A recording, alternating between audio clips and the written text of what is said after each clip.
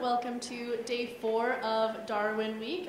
We are going to get started with our 12:30 talk, which is Professor Annette Lynch. The title of her talk is Porn Chic, Cultural Construction of Sexual Agency in Fashion and Popular Culture in the Millennium. Annette Lynch is a professor in the Textile and Apparel program at the University of Northern Iowa, a director for the UNI Center for Violence Prevention, and a former director of the Women's Studies program. Her research focuses on the role of dress and appearance in negotiating gender role transformation and cultural change.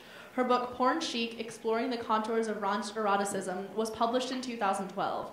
Dr. Lynch is a 2007 recipient of the Iowa Board of Regents Faculty Excellence Award, and in part recognition for her efforts to create campuses free from gender-based violence in Iowa. So without further ado, Professor Lynch.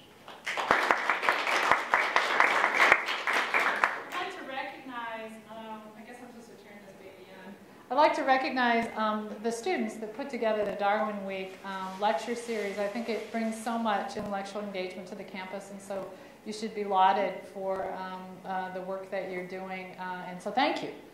And I'm really glad to be here. The Center for Violence Prevention, which I direct, has really for over, I guess, getting close to 15 years I've been doing this work. Trying to decrease sexual violence, gender-based violence, bullying, all sorts of things, both on college campuses and in high schools in Iowa. We have pretty appalling statistics still when you're looking at the number of women that self-report domestic violence and dating violence. Those stats are up there for you. Between 1 in 4 and 1 in 5, depending on what research study you're looking at, report either an attempted sexual assault or a completed sexual assault. 1 in 3 women reporting domestic violence. And when you're looking at the number of college women reporting knowing someone, it's over 50%. So the issue is very timely. My work on porn chic, the mainstreaming of pornography, is very, very tied to my commitment to creating safer campuses and safer spaces for everyone. Some of the porn chic themes that I talk about in my book that I'll be briefly kind of giving you an overview of today, I'm really focusing more on what I see as positive themes of empowerment that are emerging now, but I want to give you the background before we get there. Obviously, the popular cultural normalization of sexual objectification of women's bodies is a big theme that I cover. Also, popular culture normalization of the sort of male gaze, particularly white male gaze, directing all the action. So when you're looking at the movies that are produced, what's on the computer, the sort of pop culture norms, an awful lot is directed toward not just men, but white male gaze.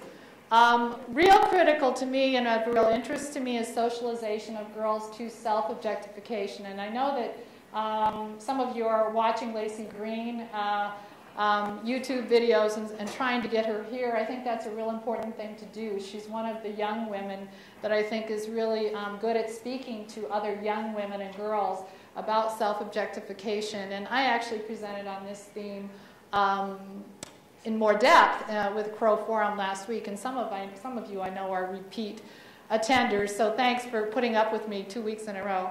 And then finally, and this one I think is real important to this presentation, is rigid adherence to a gender role dichotomy. And what I mean by that are very rigidly defined male-female roles and expectations. And that does lead to gender violence and also to other patterns of disturbing behavior. How I first got involved in this work, everyone always goes, you're about fashion. How did you end up, running a Center for Violence Prevention? How did you end up directing women's and gender studies?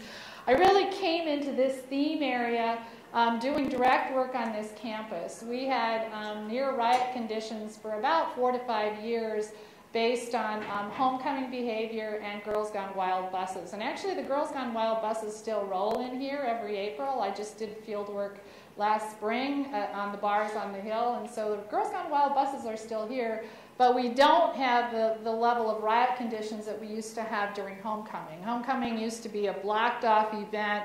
We had the Iowa National Guard here. We had men driving up from Texas in big trucks to see the UNI girls flash.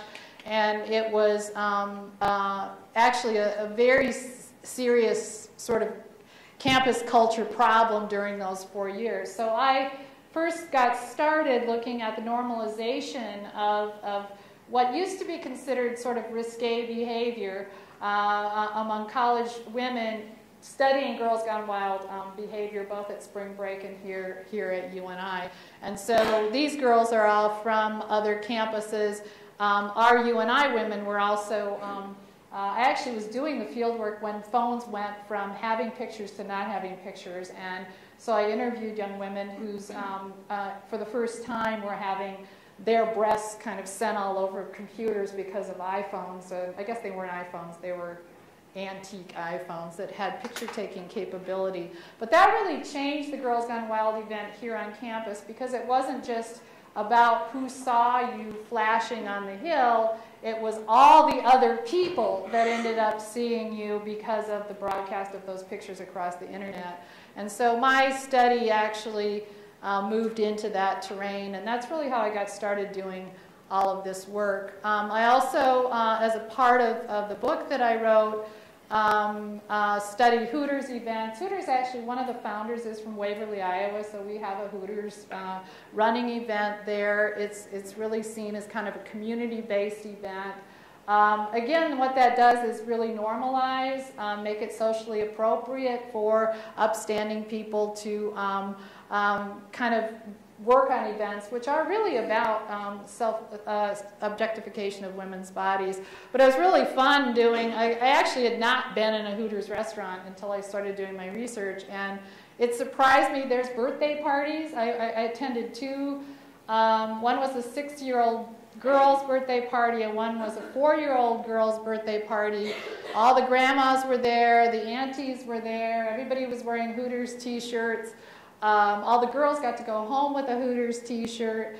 And what I think you have to sort of think through is, what is the impact of that event on a little girl that's growing up and seeing all the waitresses that are, you know, all dolled up and really emphasizing sexuality. And so there are lots of events which surround us, which set the stage for girls to grow up thinking the way to be powerful is through display of sexuality. And so I spent a lot of time at Hooters restaurants as a part of my book as well. And there's many other chapters that I could go into, but I don't want to, you can buy the book and read it if you want. I also had a big section of the book that looked at how the history of how white male gaze became really focused on in our culture in terms of how sexuality is displayed. And I went all the way back to the origin of Playboy in Chicago. I actually interviewed men that went to the old Playboy's Club. What was interesting about that those old clubs is they had the best jazz. They had, actually Playboy magazine had excellent writing in it. And so it was a way to create almost a culture of sophistication for men, which again seemed okay. It was all right to do, because it was all linked in with actually some of the best political writing that was being done in the country was being published in Playboy. And so Playboy became one of the first sort of venues of social acceptability of sexuality being put on stage for white male gaze. I was actually interviewed as a part of a documentary about this phenomenon. This is a more contemporary version of that. There's Bikini Barista. Has anyone been to a Bikini Barista out in the, they're mostly out in the Washington State area. A woman, and it was a female owner, discovered that if she put her baristas in really risque clothes, that they sold a lot more coffee and everybody got a lot better tips. And so it started with one bikini barista out in the Northwest and has expanded into a larger sort of chain of baristas. What all this kind of sets the stage for is socializing girls toward what I call the sexy empowerment ideal. And so this photograph actually comes from a student's project that I presented last week. My students do empowerment brand projects, and the student was really examining how athletic clothing is made for girls and advertised for girls compared to boys. And you can see the active definition of power with the boys. They're really doing something. She's posed in a very kind of sexy, come get me pose, and that's very typical of the way clothing is sold, even for athletic clothing for girls. So what my student did was create more of an empowerment brand that really put girls into active definitions of power.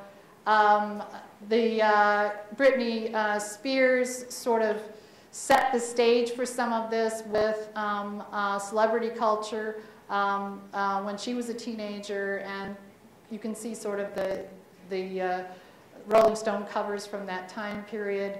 When you start looking at the way products are sold, either dolls and or fashion, even to very young girls, it's very, very common to see hottest outfits.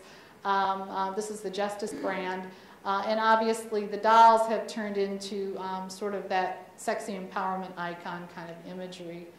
What my student did was really created a brand that had an adventure script and moved it from that kind of imagery to this kind of imagery in terms of how she was selling product. Susan Kaiser is a friend of mine. I've used this gender role dichotomy kind of work that she did a lot in my research, and there's basically two. If you're looking at a dichotomous situation, you've got a male script and a female script. And the male script really emphasizes action, achievement, physical effectiveness, adventure. That's called agonic power, the power to do something. Female cultural script is emphasis on appearance and attractiveness, using appearance and attractiveness to gain power, romance scripts, and so what you're basically working with there is an indirect way of getting power by attracting people to you through appearance. What I'm going to explore now is some people that have really kind of messed up the gender role dichotomy. What I really argue is that the way to create sexual empowerment is to work with not a dichotomy but a continuum. And so having a continuum which goes from sort of stereotypical male to stereotypical female, and we get to pick wherever we want to be on that continuum. And so you can end up with men that may want to express some of the things on the female side. You may have a transgender person that's pulling from all those different sides. And so what I'll kind of, the bulk of my presentation really is how we crack the gender role dichotomy, and I'll show you some examples of how that's happening. Erin Hamburg is one of my students over here on the right. She's very much a part of Comic-Con culture. She left here, got her master's degree in costume design, and now she's actually very, very involved in the construction of very intricate costuming for Comic-Con exhibits. And you can see the difference between how Erin presents herself and how another contestant presents herself at a Comic-Con event. This is kind of a stereotypical, instead of a superhero woman expressing agonic power, the power to really do anything, there's really a reliance on sexuality and attractiveness to sort of attract attention, and that's really what's going on over here. Erin is really trying to express a much more agonic ideal, and you can see that in the way she presents herself. This is her with her male partner, who she does do a lot of Comic-Con events with, and I think you can see again she's really stressing that agonic side of herself with her, and she makes her own costumes. And one of the big arguments that I make, I'm a design professor, and I think one of the most empowering things you can do is literally to sew the clothes and make yourself. It's a really, you're literally putting your own identity together. And for those of you that don't construct, I mean, there's some of that when you buy things that really are you. But if you sit down with fabric and you're constructing identity, that really is empowering. And Erin does this over and over again. And she really, I think, transcends that gender dichotomy in an interesting way. This is another student project I'll talk about. Another kind of contemporary version of prioritization of white male gaze is Tucker Max. If some of you heard of Tucker Max out there, he's kind of an unapologetic bad boy. I actually I spent a lot of time, I interviewed Tucker Max for my book. I spent a lot of time with him. He's a Duke law school graduate. He is a smart man, and he realizes that you can sell a lot of movies and a lot of books by presenting yourself as kind of a predatory and again, unapologetic kind of gamer. And actually, I have a picture. I didn't put it out, but I've got a picture of me with Tucker where my face is there, which I sometimes show to people to make them feel appalled. But and I talked to Tucker a long time, so it was an interesting interview.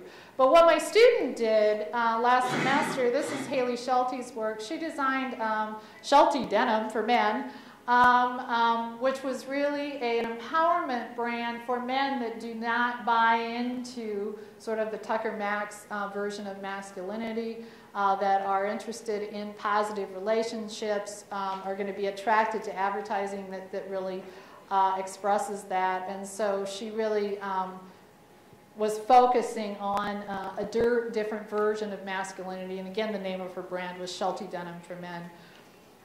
One thing that's really exciting for me as a fashion professional is that if you go to New York City, if you go to the heart of sort of the garment district, there's a lot going on that is shifting out of dichotomy and into sort of a continuum. There was a big FIT show, A Queer History of Fashion, that just closed in the winter, that really focused on not only the contribution of people like Alexander McQueen, and his design is over there on the far side of the screen, but also different versions of sexuality. The woman that you see in the middle is a transgender,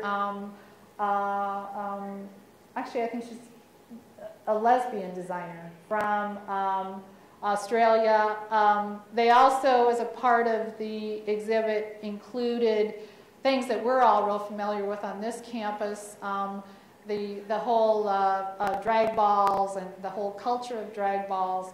And so this exhibit, I think, and the fact that it got the visibility it got in New York, really spoke to sort of the opening up of that dichotomy, even by the fashion industry. And the fashion industry is very guilty of being the industry that really kind of created the dichotomy. And so the fact that it's deconstructing itself and being more inclusive is really exciting, I think. Odd is a really cool fashion line. What you see on the screen are, it's actually Fashion Week. This is the last day of Fashion Week right now in New York, and so these are fall 2014 collections. I've been using them in class to kind of teach this material. And it's Odd actually is a fashion retailer that's focused. It's in Manhattan, and the focus of their collections are to empower both men and women in terms of feeling like they can dress to the identity that they're most comfortable with. And so these are a couple of their pieces for fall 2014. And so you see actual retailers and designers specializing in working with the gender dichotomy, or gender continuum rather than the dichotomy, which I think is really exciting. Even designers that are not necessarily self-declaring that they're doing that are moving in that direction. So again, this is Alexander Wang, very, very popular and contemporary designer. This is his fall 2014, winter 2014 line.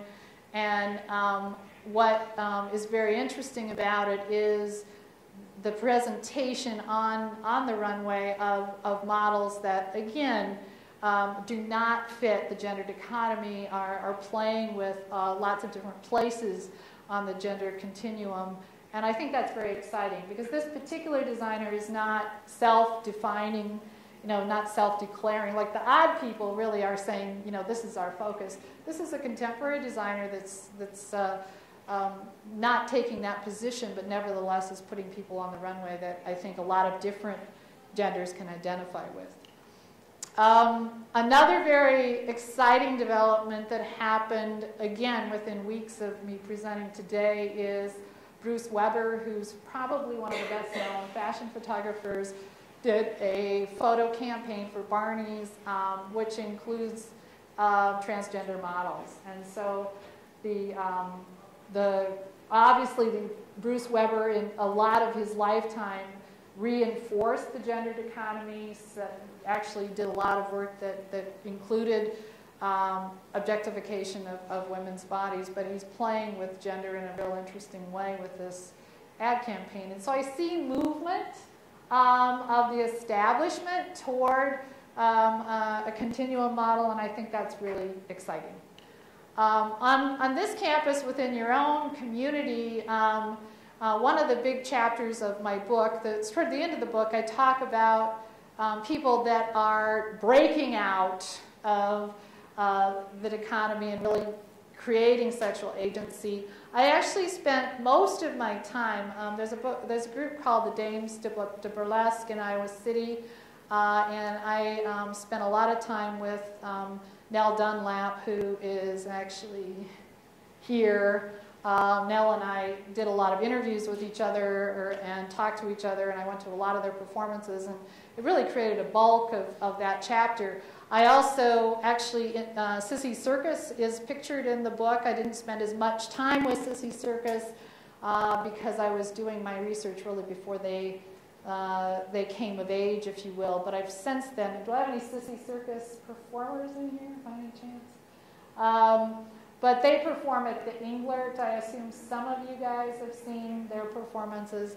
But what I find interesting about these versions of burlesque is that they do, I know with Dames de Burlesque, they often partner with, there's a male performing group in town that they're often in concert with, and so you end up with all different kinds of gender on stage. And I think and that's also true with Sissy Circus. So it's I think, a very empowering version of a sexuality on display. I will say I also went to Boston. They have a conference in Boston of burlesque, and some of the college performances at the conference had a male MC, and they had sort of the typical fan. You know, the woman could come out and do the fan dance, and then she'd do the little shimmy. I'm going to knock my thing off doing the shimmy. But the point I'm trying to make is that not all college troupes are what I would consider real sexual agency troupes. If you've got a male MC and he's off to the side, and what he's doing is introducing a bunch of women who come and do the shimmy and the fan dance, then you're really resorting back to the male gaze.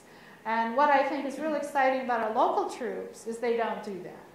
They really play with who's emceeing it. They don't fall back into the early history of burlesque, which really was put together with male gaze in mind. And so I'm proud of Iowa being in front of Boston in that way. We're not always out in front there. And then obviously, it was real exciting for me to see transgender so celebrated on our own campus. I had people emailing me from all over the place going, wow, this is exciting. And then in a high school level, obviously, it also happened the same fall in another part of the country. So I think that we are breaking away in a real dramatic way from the dichotomy. And so I think my book hopefully will be the record of something that is gone eventually. So that kind of ends my presentation. What questions do you have? Anybody? Again, the book really documents a lot of the problem, and then the last few chapters really are on Millennium sexual agency. So that's kind of where I go into the way we're shifting out of that. Even though I'm optimistic about actually your age group, I'm doing a lot of work, and actually I was talking to a couple people out here in the lobby. I'm doing a lot of work with high schools and junior highs where girls really are still very much socialized to if you look at selfies of 6th and 7th and 8th grade girls, they really are socialized to mostly think of getting power through sexual attractiveness. And so I'm really trying to broaden that using mostly young girls' voices, or young women's voices, not my voice. Yes?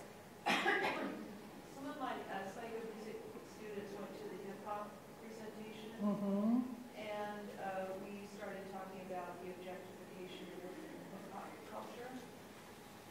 And but then it became interesting because some people said, well, women should be able to dress the way they want and not be victims. So, there seems to be some tension there. I was saying, well, these girls who are getting hit on by the guys should not be surprised because of the way they're dressed. But then on the other hand, should they be able to wear whatever they want and expect not to get harassed? Well, and I think that's why Lacey Green, who does this great video on self-objectification, and I think that women should be able to dress to express sexuality. But if you looked at Erin Hamburg, who was the student that was dressed up for a Comic-Con concert or conference, there were aspects of attractiveness and sexuality in how she put herself together as a superhero, but she didn't negate agonic power. If you looked at that other young woman, all that she was really stressing is that she had cleavage. There really was what I think that balance. And men, I think we have to remember that men like to be sexually attracted. Men also dress for hedonic power. So it's not like men get up in the morning and don't care if we look at them. So, but what I think we need to do with women, and particularly girls, I think when you're dealing with young girls, their self-esteem plummets in junior high. And this is well documented. Well, why does it plummet? Because when they're, in fact, I have a 5th grader who comes up and plays basketball on my hoop. And she's so proud of the fact she makes those baskets. And I'm just waiting for her to get into junior high, because that kind of youthful tomboyness gets smashed out of girls. And people basically say, all that really matters is whether you're cute in the hall. And unfortunately, they internalize that. And so there have been lots of studies, and you probably know these better than I do with your background, of the plummeting of girls' self-esteem in junior high. And that's because they're relying on sexual attractiveness at the very point that they're getting pimples and their legs are getting long, and you're kind of awkward in 7th grade. And if that's what you're using to measure yourself, and you've forgotten that you know how to make baskets, then your self-esteem is going to go down. Yes?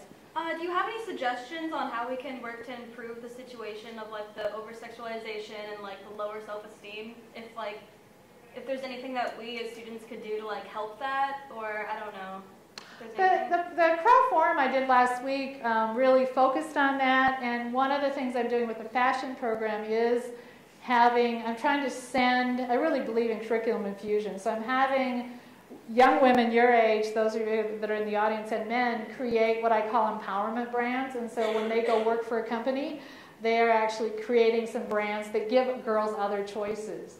And again, I think it's the other choices that opens it up, so that you don't feel like the only thing that's important about you is whether you're cute or not.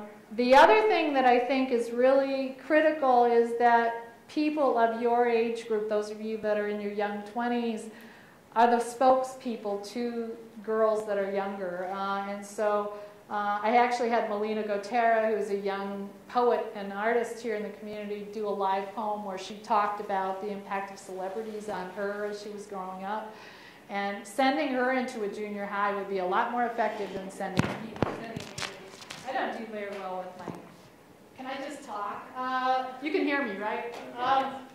So I really think that former directors of women's studies, I think I'm a great activist, but I don't think I'm the right person to go talk. In fact, I tried to talk to the girls at the junior high here and high school to participate in Jello wrestling as part of homecoming. You probably read about that, where they all jump in a tub of Jello and the girls try to rip each other's shirts off, and everybody stands around, and it's considered real cool to be a Jello wrestler. Well, I tried to talk friends of mine's daughter out of doing that, and they just think I'm an old fogey. But if you have, one of the things we just implemented at the high school is a bystander-based program, and we just implemented this semester, where you teach girls that are a little bit older to work with younger girls, and it's scenario-based, and so they get into little groups and they talk about a scenario, like your best friend is about ready to send a selfie of herself without a shirt to avoid that she wants to go out with. How can you intervene in that? What's a comfortable way that you as a friend can say, maybe it's not a good idea to post a selfie of yourself on your phone and send it to this boy you don't know very well. I could be go into that school and say, give all the statistics on, people committing suicide because of selfies being sent all over the place. That's not going to work.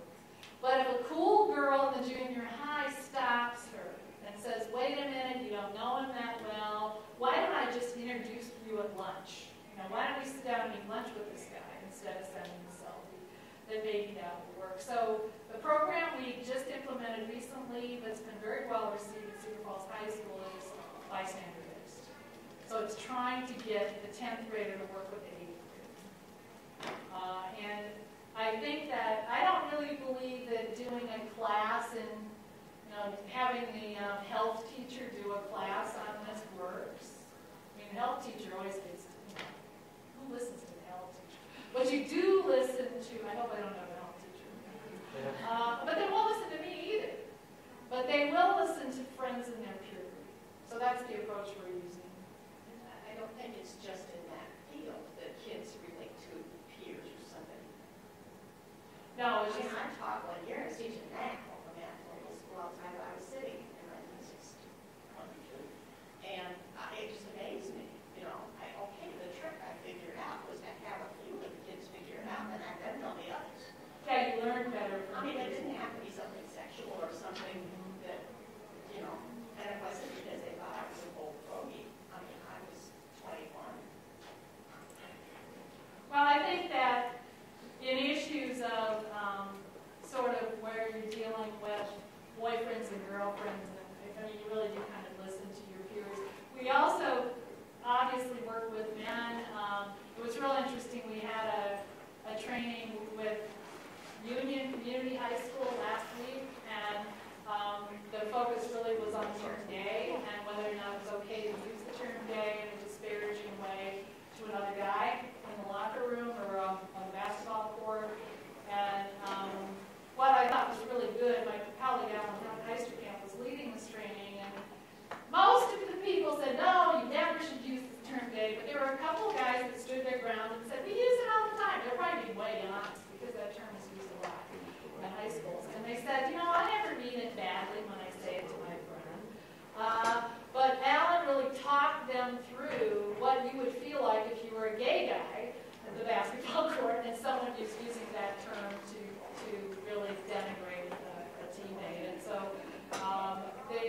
I think the only way you kind of get to some of those conversations is to get peers to talk to peers. And if you're really trying to create a culture where you have people feeling safe and comfortable if they're gay in the school, you're not going to get all those students to not use the term gay by having a health teacher say. You need to get the cool kids to really mentor that to the other kids. So we use it in a number of different ways in schools to create lack of bullying, and also I'm really a passionate one about trying to use it with self-justification. I think it's the only way to kind of address that issue because it's so strongly reinforced in culture. Any other comments, questions? Yes. So do you consider what you call sexy empowerment? Do you consider that false empowerment? I don't think it's false empowerment. I think it's narrow empowerment. So if that's the only choice you have, then it's not the only choice boys have. So you might have a boy that's in 8th grade that's kind of swaggering around, without his shirt on after basketball, and that's about sexiness. But that's not the only thing he's measuring himself on, and his peers are measuring him on. A girl should get recognized for sinking a basketball as much as a boy does, and they don't.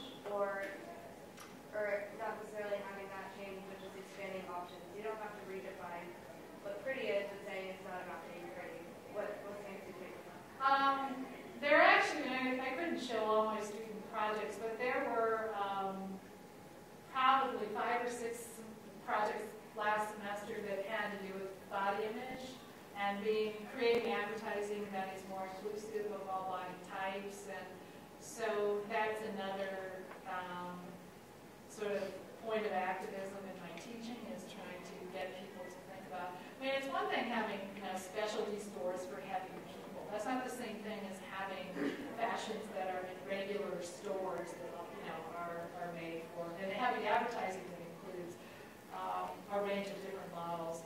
I mean, another great empowerment, and this is something I didn't invent. This was a student in my class. I had an African American, Zach Owens was in my class, an African American male. And he said, Dr. Lynch, what really bothers me is the kind of blackness that's in advertising and how narrow it is. He said, the only black models that they'll allow on stage are ones that look almost like whites. And so I want to create an empowerment brand that really addresses all different versions of blackness. So that empowerment project, they really take in the direction that they want to. But what I'm trying to instill in them is that you're going into an industry that will narrow you unless you fight it. And so go in there and have some ideas about the way you want to change. We're also sending, we're using curriculum infusion in the teacher education program, the principal education program. So we're doing this bystander stuff I've been talking about, teaching it to teachers and principals and superintendents that are graduating from UNI, hoping that we will create systematic change as they get hired by schools throughout the Midwest. So we're using curriculum a lot to try to kind of create what I call cultural change, rather than, again, having a program that comes in. I mean, you can have someone that comes in. In fact, I had Jepsen about 10 years ago go to Cedar Falls High School. He's a male activist that created MVP, and he gave a talk. But that's not the same thing as having students within the school doing bystander all the time. I think you could dismiss a talk like this one really easily. It would be a lot harder to dismiss it if within your peer group there were challenges. Any other questions?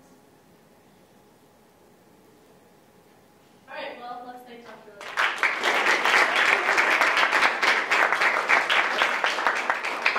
Our next talk is at 2 o'clock this afternoon. It is Professor Lisa Jepsen talking about the economics of sexual orientation. So come back for that.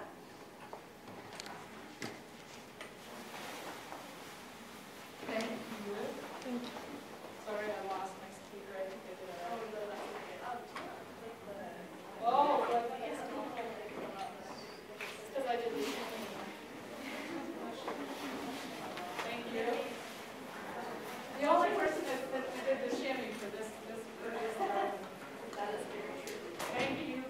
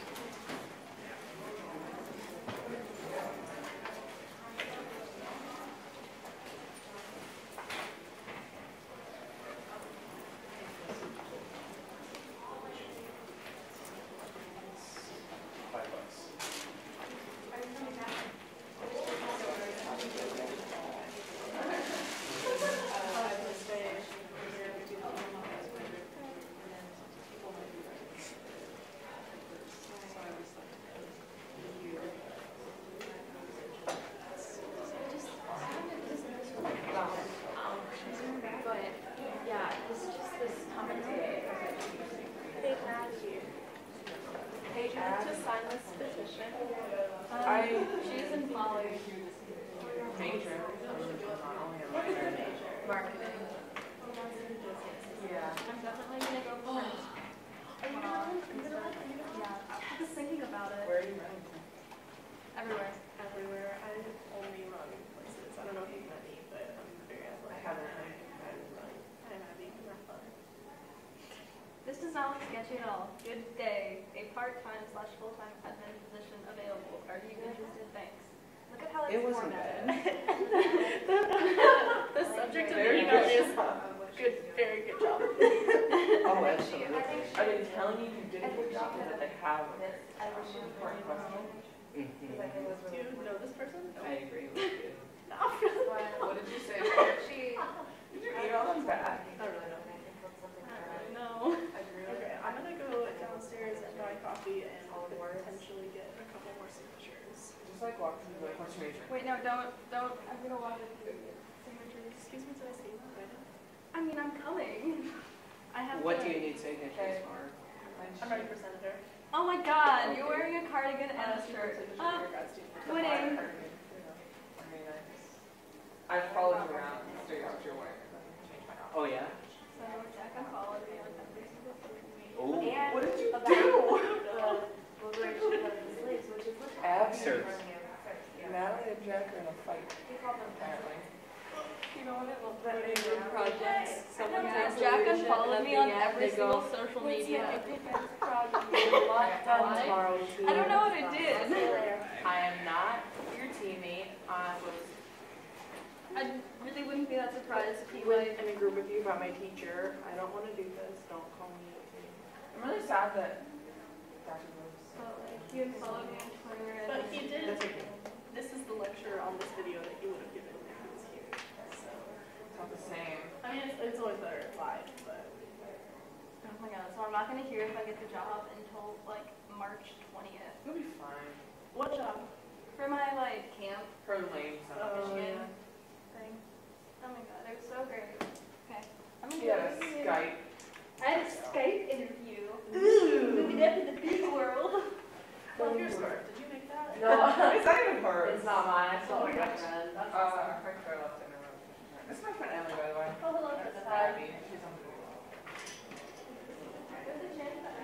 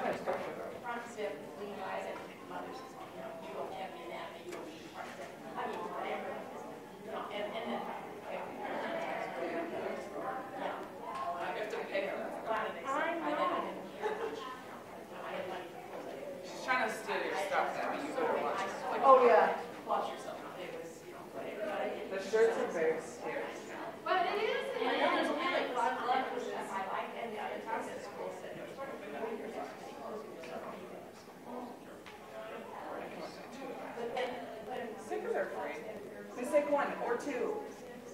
And you have those. Some with long dresses even, but you don't need it.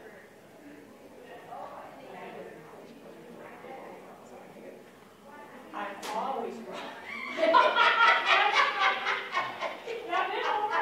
come in as a fashion thing. and in the skirt legs also, like when I was a little girl, and the fashions changed, and people, even rural Iowa, watched, you know, and well, as long as they would get, skirts were getting shorter, they could take up the hands, but as they got longer, the equalize and suppose.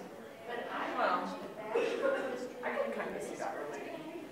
This was traditional programs, and that's what they started.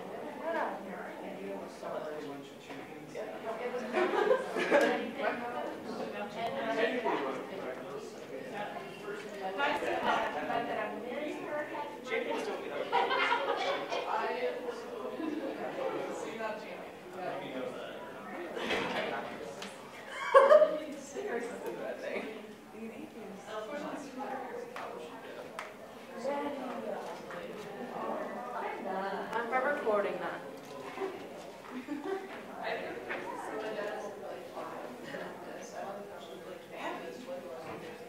Put this back on my chair. What? Could you put this back on my chair? No. Or I sat on it.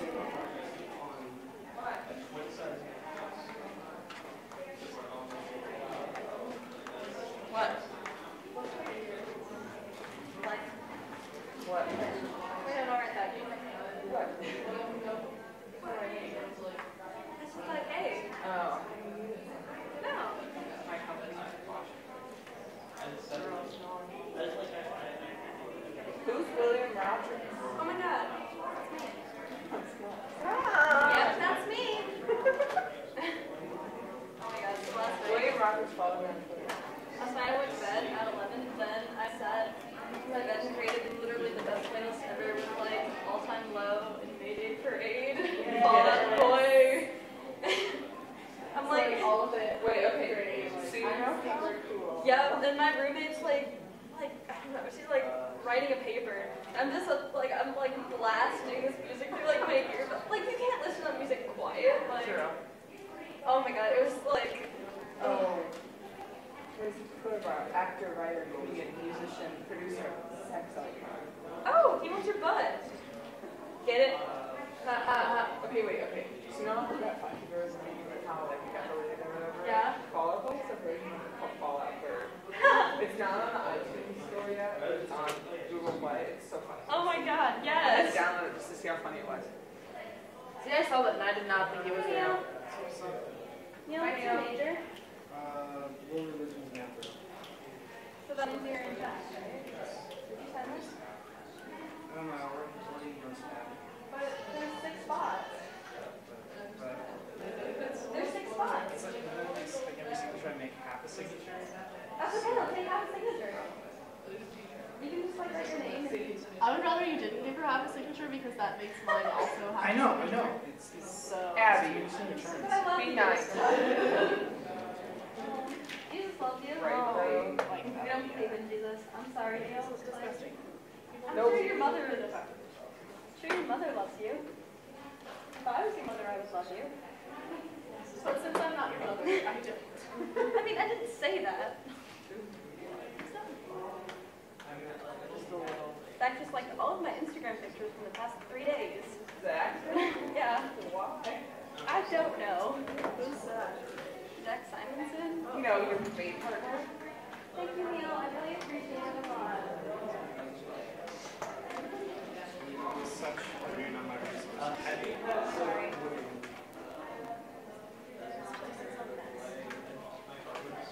Yeah, it just looks like a train wreck.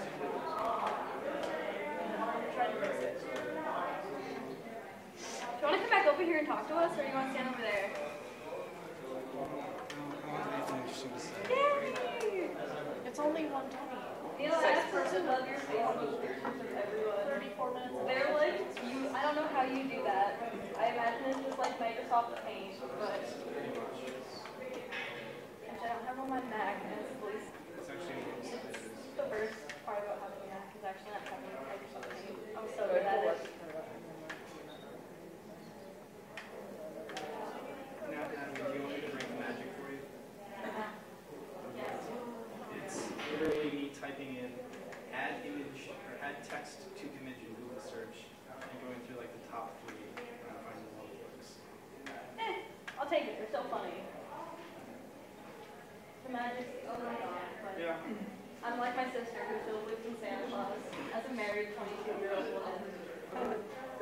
right? Does Santa Like still come to her house? yes. Like, actually? Or? Like actually. Like I was the actual real Santa Claus comes to her I house. was No, not. I was driving and we were like looking at lights with my family and I wanted to talk about the Christmas thing. I was like, I remember the first time that I figured out Santa wasn't real and my sister was like, what? I remember when I was 9 years old, I told her, because I figured it out when I was like 8. I told her that Santa wasn't real. Natalie figuring out Santa's not real. No, and then she didn't. Forever a hipster. So I figured out that Santa wasn't real and I wanted to tell everyone and I told my sister and then she cried and punched me in the face. And she just cried. I just found it. It's like a stylus pen. It's for steps to or since the touchscreen. I'm gonna try to play Flappy Bird. You knew before. I'm gonna delete Flappy Bird off of your iPhone and you'll never get it back. Download Fallout Bird, it's okay. Hey, you're supposed to get it through.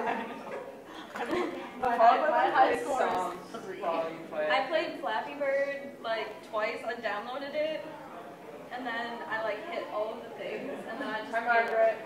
Hi, Margaret. What plays Fallout? It was good. It was really good. Was there people here? There were like 20. I was There were here. 25 people. I was here. I'm glad because I thought your sounded super good and there was very people. It was super good. I skipped class for It was super good. I would have, but we were watching a movie and we already watched the first half and I was like, I don't know how it ends. What movie? I don't know, something Spanish. Oh. It was for a Latin American class, we used subtitles. I'm the speaker host at 3. No, There you was- don't have to do that. There was no speaker host for the. Who did it? I did. Okay, good. But like, Yeah. That keeps happening. Oh, the posters out there still say Wednesday and they don't have the Thursday ones. Made eye contact and then like filled with something and then walked out.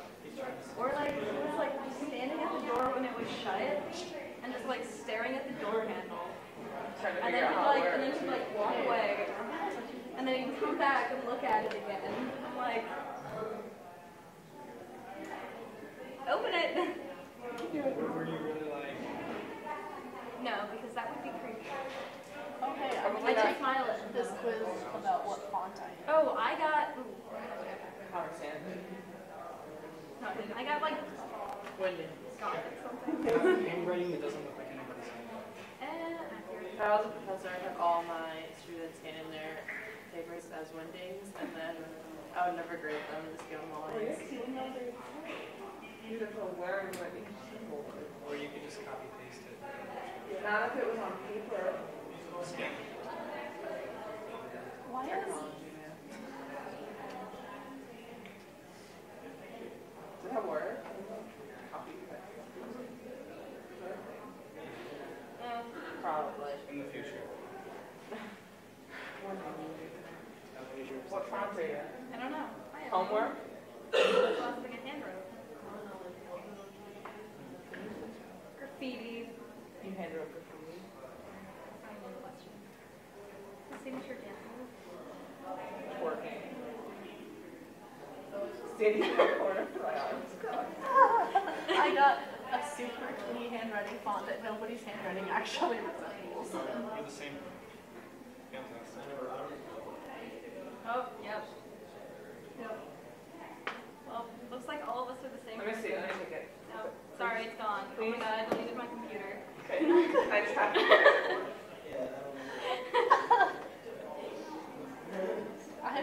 Oh my god, so last night I was listening to music on my phone. I didn't realize it was on my phone. I was listening to it on I was listening to it on my computer and then I like Thought it was on your phone. no, okay, let me tell the story. I'm confused. Was it your computer or your phone? I wrote the end of the story.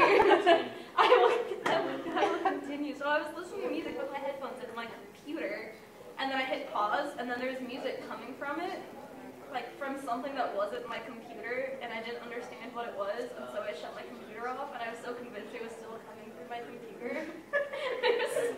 It was like, I don't even know. It was like Franz Ferdinand was like blaring really loudly. I thought it was off my computer, but it wasn't, and I turned it off, and I thought my computer was broken, and then I realized that I was sitting on my phone, and when I like rolled over, I like hit play. I just started playing.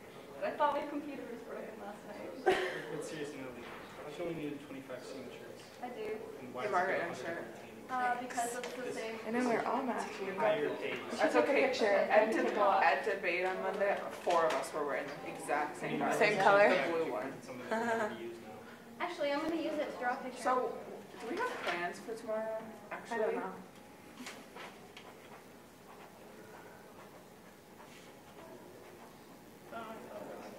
Is that an O? Maybe good.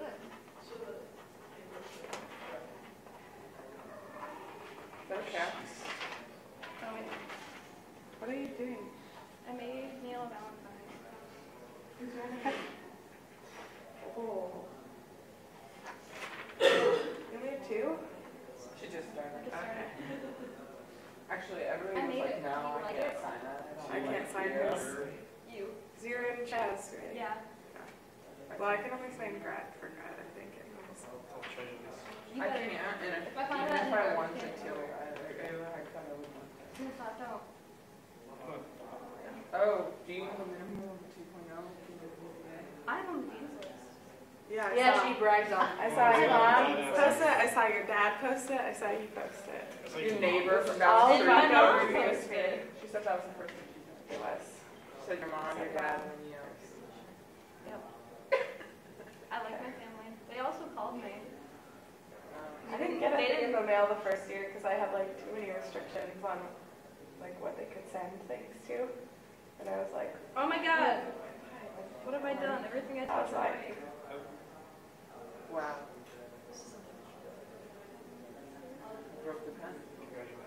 I thought those were like. Me Yeah, too. totally. I mean, basically, you and Quinn should team up because she's the betrayer and you the destroyer. Who's Quinn? I think I'm already the destroyer. Jesse named me so. Margox, the destroyer. That sounds better. I like that. Did you take Yeah, the it's font make fun of my quiz? email address. So, yeah, What I are got Futura. What'd you get? we got all 3 of us got super tweet handwriting. What's it on? Steph got wingdings. What's it on? So funny. I want to know what you had to Steph's do to law. get. We're gonna figure it It's out. right at the top. Should be. Dude, my phone. I love BuzzFeed. One shot. Like, I hate them because they're so dumb, but I love them. Chuckle. They're I fun. figured if I was going to make fun of everyone else, I should just make What? I'm taking one called How Emotionally Unavailable Are You? Oh my god, what? We should What's that be called? one that's called like, what chair would you be? Or, like, Wait, what's it Oh, called? wait. How much? Emotionally unavailable. I want to be a stylishly patterned lazy boy. These are really horrible questions. Oh my god. What font are you? What words are you? Are we human or are we dancer? My phone's gonna die. It's so ridiculous. LOL. You even begin to Is that one of the questions? Oh my god, my favorite one is Did you pick shops for your Adventure Day? That's what I would pick. I got that Dinner same in a one. foreign That's a very film. good This job. is so Olivia.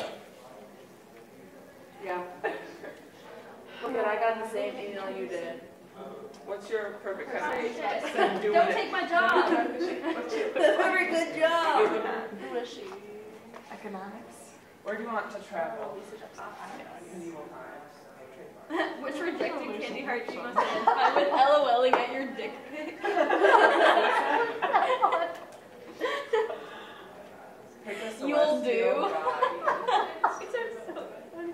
It's Lisa, right? Yes. Pellet answer. Which body part is best? Not skin. I got your Frozen.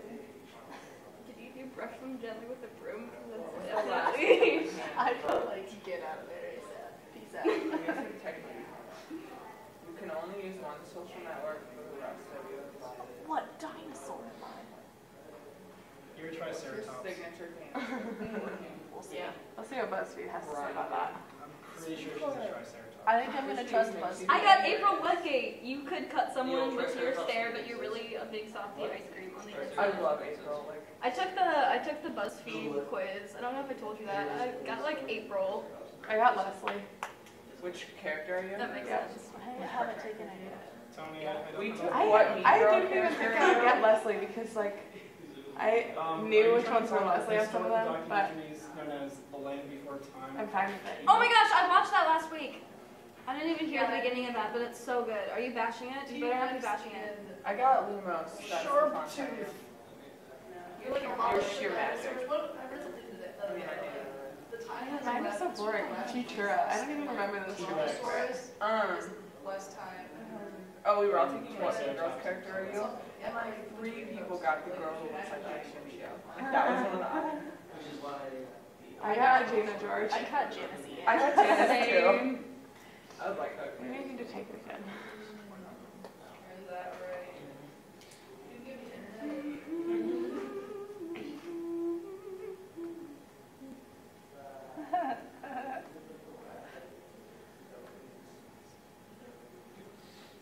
What would your superpower be? Murder. Same. Now which one? All of them. Ever. I'm the Velociraptor. Oh my god, are you take what's the one? What random object are you? Is that what it is? What's that one called? Neil, I trust BuzzFeed more than you, and BuzzFeed told me I'm a Velociraptor. Well, So it hurts, and I'm crossing my name off of your petition. it's written in pen. Oh shit. Crossing out. Wait, Also why read did it. Jack write Jackson? You don't know how persuasive I can be with the pen. What's his name? Just wanted to be very specific. Look at what Alicia put her major was. Sorry, I don't know. Boss bitches. Boss ass I bitch. watch this right now. Well, unfortunately, they know who she is.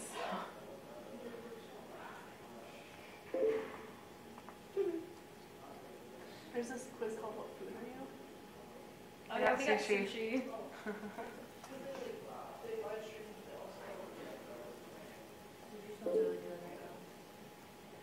What's the name of the quiz? I don't know, so it's like the time my life of sushi doesn't sound good. I don't know. What food are you? Is it a BuzzFeed? There's no Google. Your challenge to is what do you choose? Grenades. I would totally win. Me and you gonna come into the store and I'll blow you up.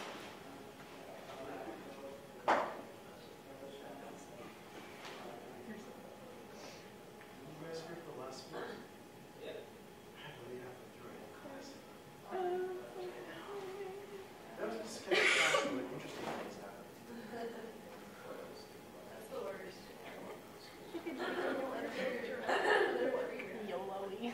Triceratops to be. Velociraptor. That's what I picked. How emotionally unavailable are you? I got That's wrong, you got Frozen. April one. Frozen? You're heartless. Are we human or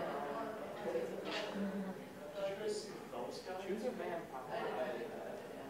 I wasn't there, but I just like dining hall today. I found out about it. And I'm like, Oh I yeah. missed it. And then I watched the recording on YouTube. It was awesome. You're frightening. Not only do you have death teeth, you're the size of a turkey and have sickle claws on your hind feet to slash your prey. Your floppy and clever, making you deadly. Neil, that's great. What? Oh, No one is safe. I got pizza. That notification might be for me. Oh my god, your pizza. Your fat is so cool. Are you guys You have excited very for few. heart-shaped pizza? Are we gonna have to make it ourselves? No, I probably could buy So where? Probably not. Are we doing this? Okay, yeah, we're What's doing the plan? this. Okay, so My house? on Friday, I have vagina monologue rehearsal till like 7. Oh, Like an hour. 7's like Like 7, 8. You sneeze on the beat and the beat. got sick. Always. I don't know if you can. Why not have an answer? Oh, so you think you can? I forgot. Yeah, so I'm come over gonna at take this 8, quiz called Are You and we're Cool? gonna. You're a robot. Oh, I was thinking. I'm in Def Punk. How many people? How many people are coming? Yeah. 6? 5? Is Abby coming? Yeah, Kate. Jenny? She's in the thread at least. I don't know if she's got. If there are any other girls that want to participate. I'm thinking I can buy a bunch of wine and then charge you all a cover fee to get into my apartment. Valentine's Day sounds pretty sexist. It's Just gonna say. it's about wisdom, power, and love, and ladies. Sounds pretty sexist. I don't know. I think we can have this one. Let's be honest. Technically Valentine's is supposed to be the 13th, and then you have real Valentine's, but we're just gonna do it on real Valentine's. Yeah, because What was that one? Yeah, no, we're off Friday. On you. Sing a, sing a, sing a. I'm just gonna escort myself out now after that. I got straddling the line between cool and uncool. That's The picture is a dog with a banana peel in the thing. Oh, I'm definitely going to take this argument with Mr. yes. I'm a special breed of hipster that you've probably never heard of. You're the worst kind of hipster. Yep. God damn it, I walked all the way around. I was kind of hoping that's why you walked around. Okay, I have to go to class. Yeah, that's far. Have fun. I will. I mean, I'm not saying for the auntie, because I'm going to go eat food. But I have food, yes. Yeah, no. You want to get food at, oh wait, no, at 30. Whenever this talk's over, we're going to be out of here. Okay. Whatever. Anybody have a stapler? Yeah, just carry one of those around with me. In pants with no pockets. None of these are mean, so. You pick distracted. Or should I use tape? Put it on. Which one would be annoying? Do what? That would be a really good Natalie, I got insufferable hipster stuff. Look how happy they are if you shave their legs. Are you this happy when you shave your legs? Always. I think they're I happy am. after they've already shaved their legs, because you know how much better your legs feel after you shave. That's true. But the work you put into it. The work part sucks. Look at how skinny all of them are. Does this make you all hate yourself for the way that you Is that your cultural Yeah, I hate myself. Yeah, that's what. Do you? I just want to shovel people a lot. Do you tell me? I got Hamburger. head tap. Okay. I'll give it a shot. You don't have a Seems stapler, very do possible, you? sure. Yes. Oh, yes. Oh, ready? That's what she looks like. Okay, I'm just gonna. I'm sure you might have a secret. I wish I had money. Can we go to the Humane That's Society? what I was thinking. Yes. Oh my gosh. Wait. I definitely wouldn't be able to do that. You have to like show like that you actually want a cat. How can you do that? I do want a cat. Do you know me?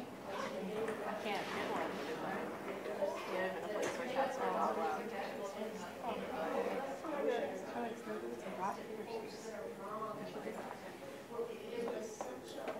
I wish I had that kind of commitment. I would do it. Let's go. What? What class do you have?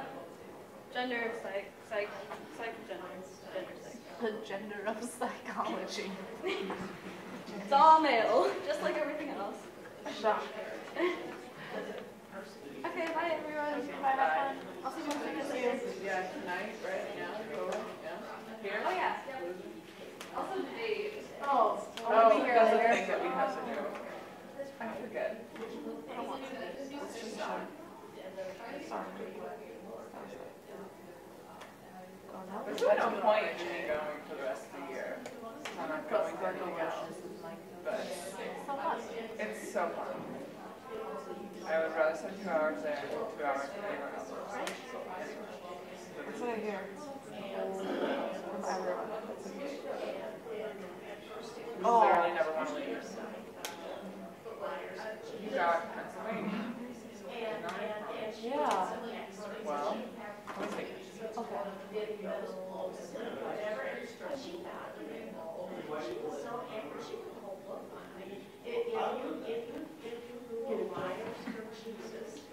Which of these is your favorite? That one was hard. This is very tough. It is. What? What would you pick? Oh, but I was going to do it on my phone, but it wouldn't let me do it on my phone. That's not correct. No, there's not. How come there's not a no baby? Somebody tell me the me maybe. One of my friends did. Oh. I'll take that. What's the link look like? Which means I feel best. You should post yours, because that's funny. I manatee. This is the facial expressions of the animal. idea for Quality check. Rapid. They have to be hungry for you to get back.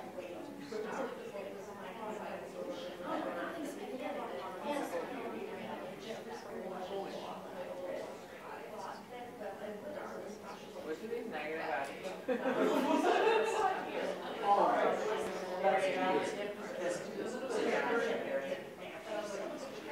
it can be used as shit.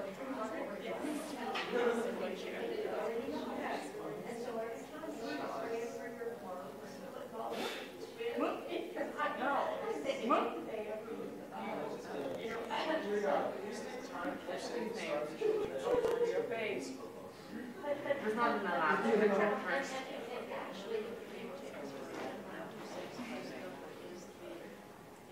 Like, I could never download Which of these is your favorite movie quote? because of you. I'm sure that that was It wasn't. I was gonna name my kid medicine, which is almost the same.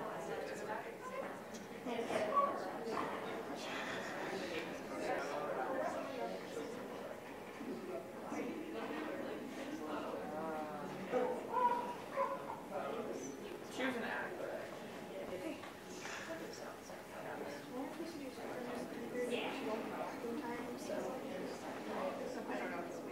I can like do the intro when I Are you going to hear this song? you just like Maddie, are you coming to the 3:30 talk? No. Are you coming to the 3:30 talk? Yes. So next speaker host Warren Keynote. I mean, Michael Kelly can do it. It's not a speaker. Yeah, because it's just so I was who's gonna set up the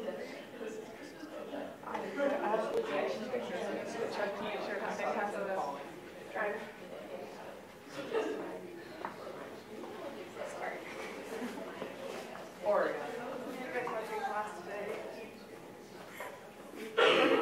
Called Prayer a Superstition, which is pretty good, but that's not the only interesting thing that. Alright, good to know. I belong in Oregon. That's the state I got. Okay.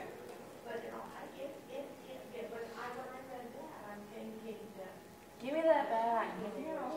It's mine. Well, if you bought me a drink, girl, I would just. Oh. Should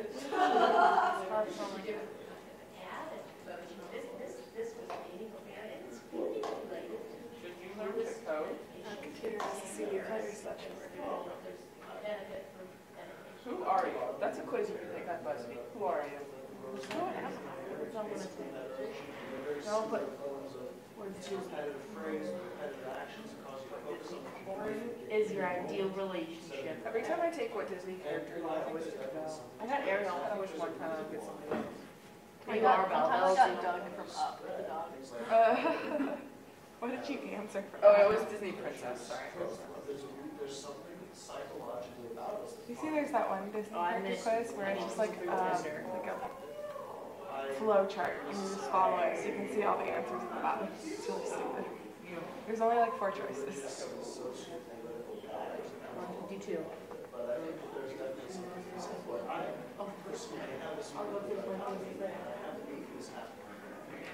It says,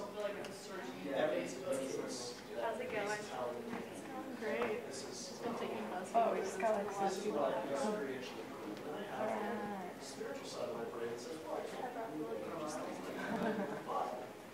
They'll follow you in. I guess there's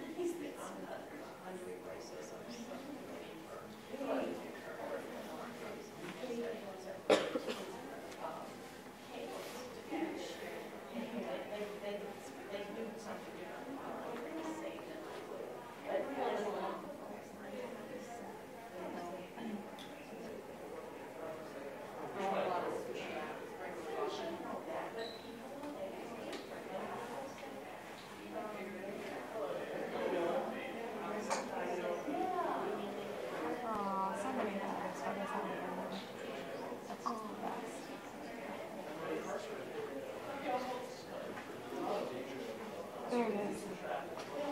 Oh, it's Instagram. I find it always.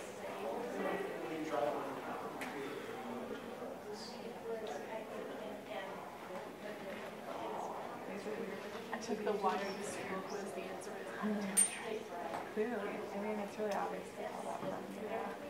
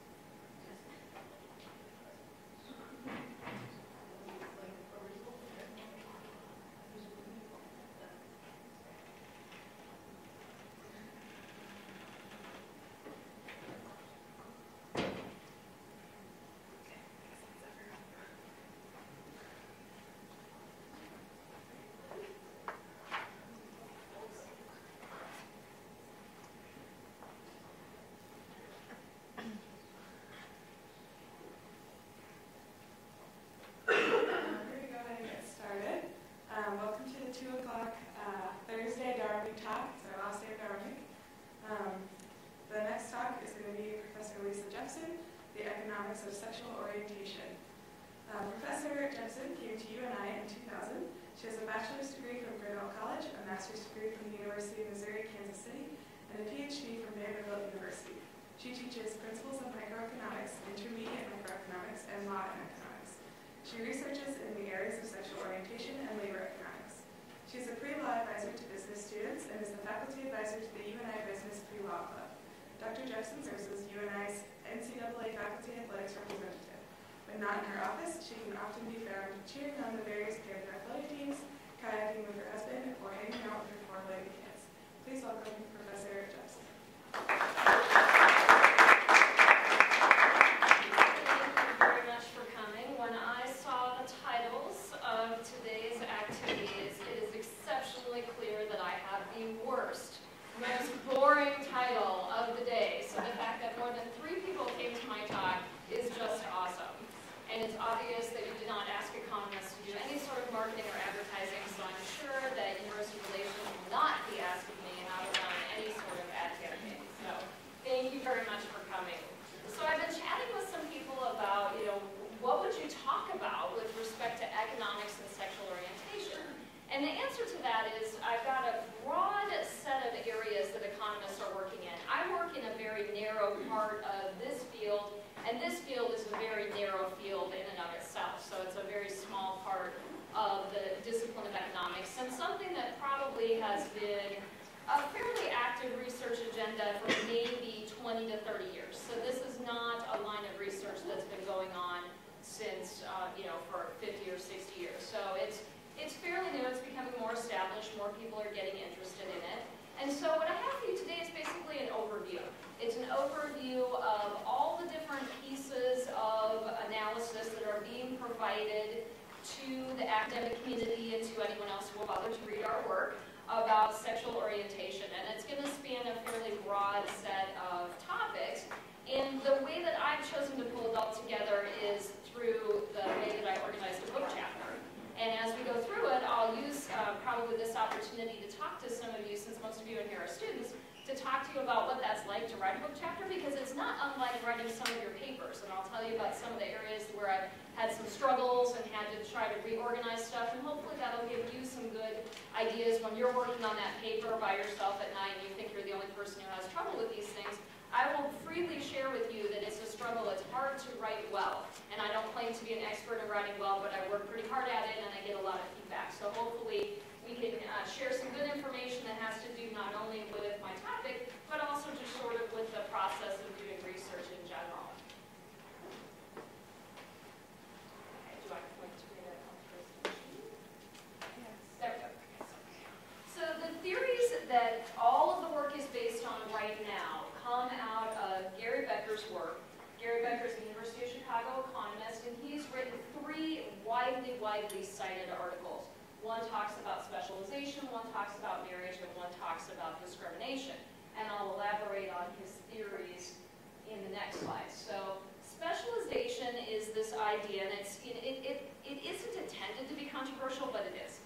So he basically was looking at a time period when women's life expectancies were very short, and they spent the better part of their life either pregnant or caring for young kids. And if you think about a woman's life expectancy under sort of, colonial times and even, 100 years ago, the majority of a woman's life was spent caring for children. And all his argument was saying was that women have a biological advantage in caring for children because they are able to breastfeed them. So, as well as provide that contact care. So people have really run with his idea and called him every name in the book. And it's really based simply on previous historical observation on a short life expectancy of a woman and having to have multiple kids to work on the farm and provide income for your household and having high infant mortality rates. So that world is a little bit different than our world. So what he's saying is that you have this comparative advantage, and in economics we talk about pursuing a comparative advantage. So the quote that gets all the attention is he talks about households with only men or only women are less efficient because they're unable to profit from the sexual difference saying that he is against or that he has any concerns with or that he is not a fan of gay marriage or gay households or same-sex households. He's simply saying that the original economic models are going to have some difficulty predicting household decisions in same-sex households. He has a theory of marriage, a paper that's pretty heavily cited, and it talks about, this is again going to reveal the economic nerddom in which I live, because we model everything like it's an economics problem. So when you go to the grocery store and you check out the apple selection and you think that some apples look better than other apples and oranges look better than the apples today, and you make a decision within your utility maximization framework. So you're just trying to get as happy as you can be, right? And he says, well, that's sort of the same way that we could describe the process of selecting a mate. And there's nothing gender specific, by the way, about this process. You go out in the world and you check out the options, and then you select that mate that you think is going to make you the happiest. So he was the first to take an economic view towards marriage. And then I was not the first person to come along with this, but I've done a small amount of research, and others have done more research in trying to apply this question to same-sex couples. In fact, a little bit of history. This is how I got started on my dissertation. So for any of you who are interested in going to graduate school, pay attention in class. So I go to class, I'm taking my labor economics class, my professor has us read Gary Becker's article on the theory of marriage. And I raise my hand and I ask the question, has anybody ever looked at this with respect to same-sex couples? And Kathy Anderson said, I will always remember her name, Kathy Anderson said, no, and you should do that. And I thought, well, I'm no dummy and I'm not that special. So if a professor tells me this is a good topic, by golly, I'm going to get it and run with it. So that is literally how I got started in this entire line of research, was just one question in one class and one professor's encouragement.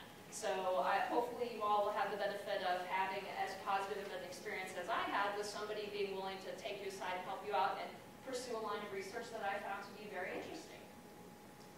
The theory of discrimination, which is something that would perhaps predict that some of these wage differences that I'm going to talk about later should disappear, is simply the idea that if you have identical productivity characteristics and you treat people differently, then that is the classic economic definition of discrimination.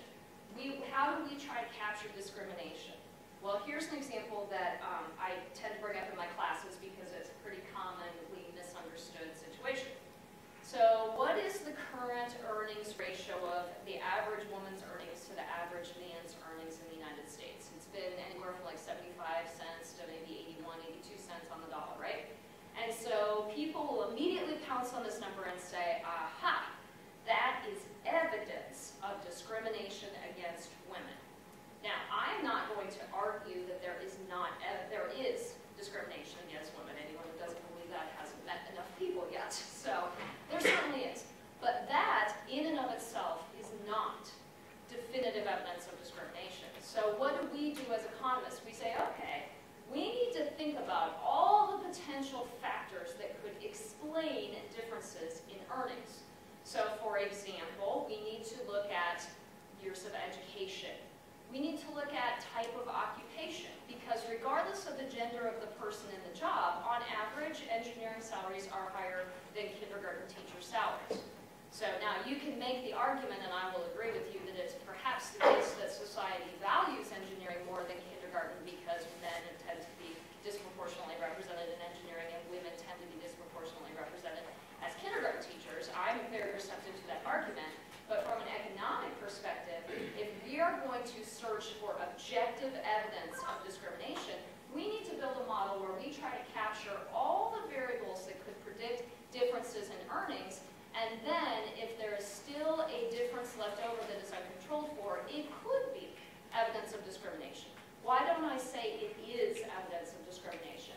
Because our models are very, very limited by the data that we have access to, and there are so many factors that affect real people's wages that I cannot capture with the data sets that I use in my research and that the other economists use in their research. So the models are not perfect, they are severely constrained by data, but they are at least a good start in analyzing what are the factors that might predict these differences.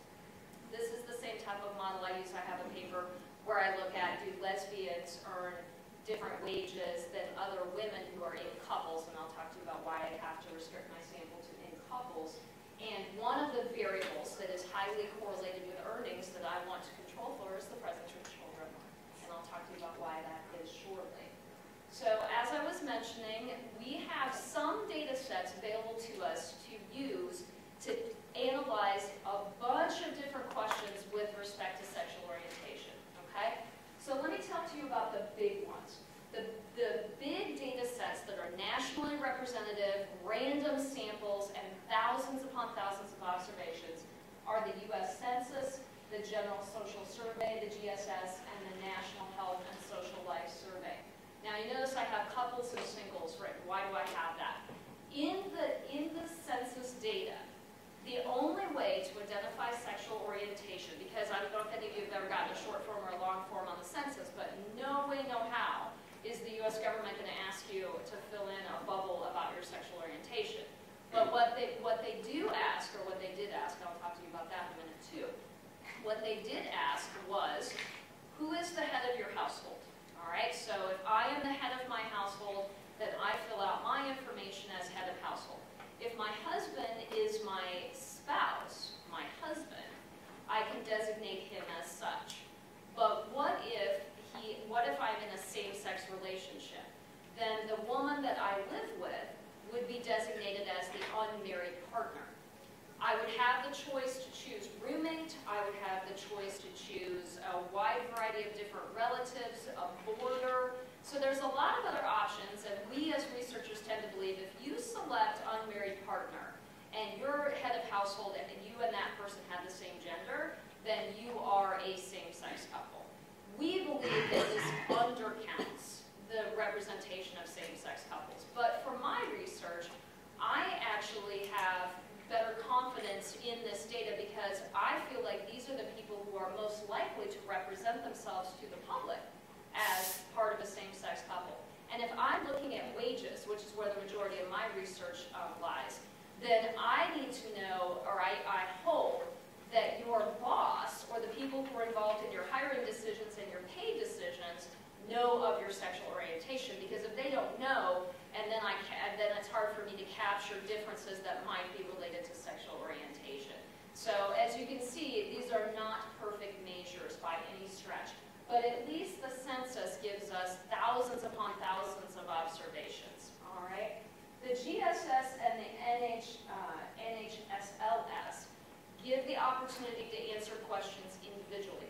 All right, so you can say that, and the questions that you are going to be asked are questions about how many partners you've had and the gender of those partners. Now, this provides a bit of a decision process for researchers who use that data because they have to decide how am I going to define who is a lesbian and who is a gay male. And there are a couple of standard definitions that are used over and over again in the literature.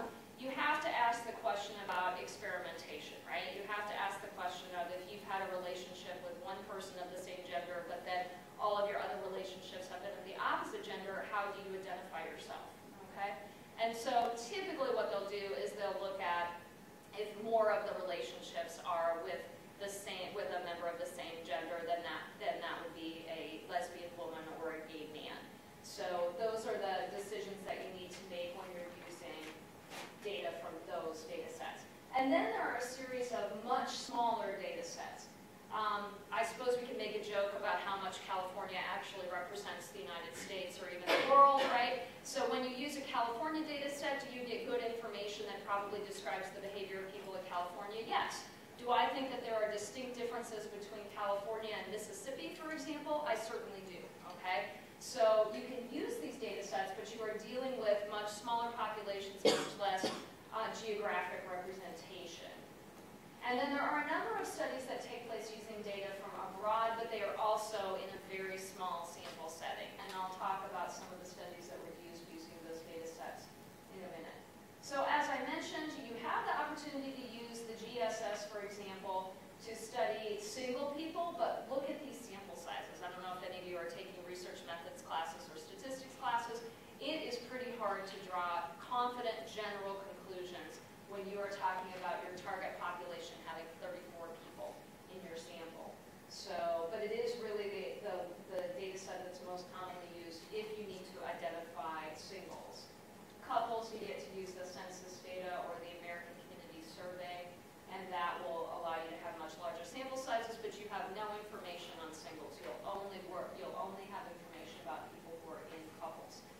since a lot of my research deals with household specialization, I'm actually fine with using people and couples as my data group because people who are single don't have another person in the household with whom to make a household specialization decision.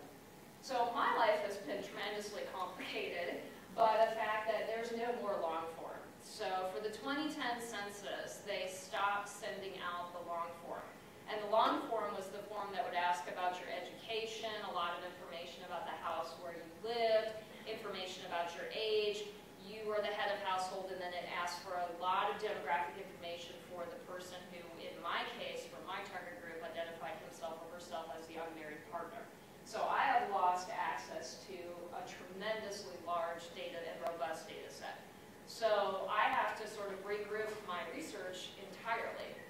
And the next place to go, and where a lot of us who use the census data will go, will be to the ACS, or the American Community Survey. It is an annual survey, and that part of it is good.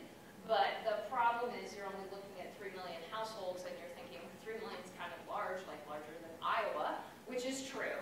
But when you're trying to identify gay males and lesbian females, and even within that group, that demographic group, people who are cohabiting, because the only way I'll be able to find them in the census is if they're cohabitating. Now we're talking about much smaller sample sizes, and so that's going to make it a bigger challenge. In case you're curious as to what these census numbers look like, the top number, the small number, is the total number of households in the United States in 1990, 2000, and 2010.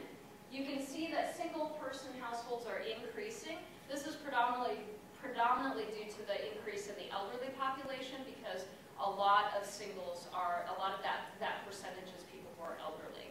And you can see that the traditional husband-wife household is actually declining. Although, yes, it's declining, but it's still pretty much 50% of all households. So I think that's kind of an interesting demographic trend to keep an eye on. You might be interested, now the top number, the 3.5 and the 5.2 and the 6.6, that's total unmarried, which means opposite sex unmarried, same-sex female, and same-sex male. So the three percentages in the three bottom rows sum to the percentage fourth from the bottom. So you can see that as a percentage of the U.S. households, and these are households, not people, households.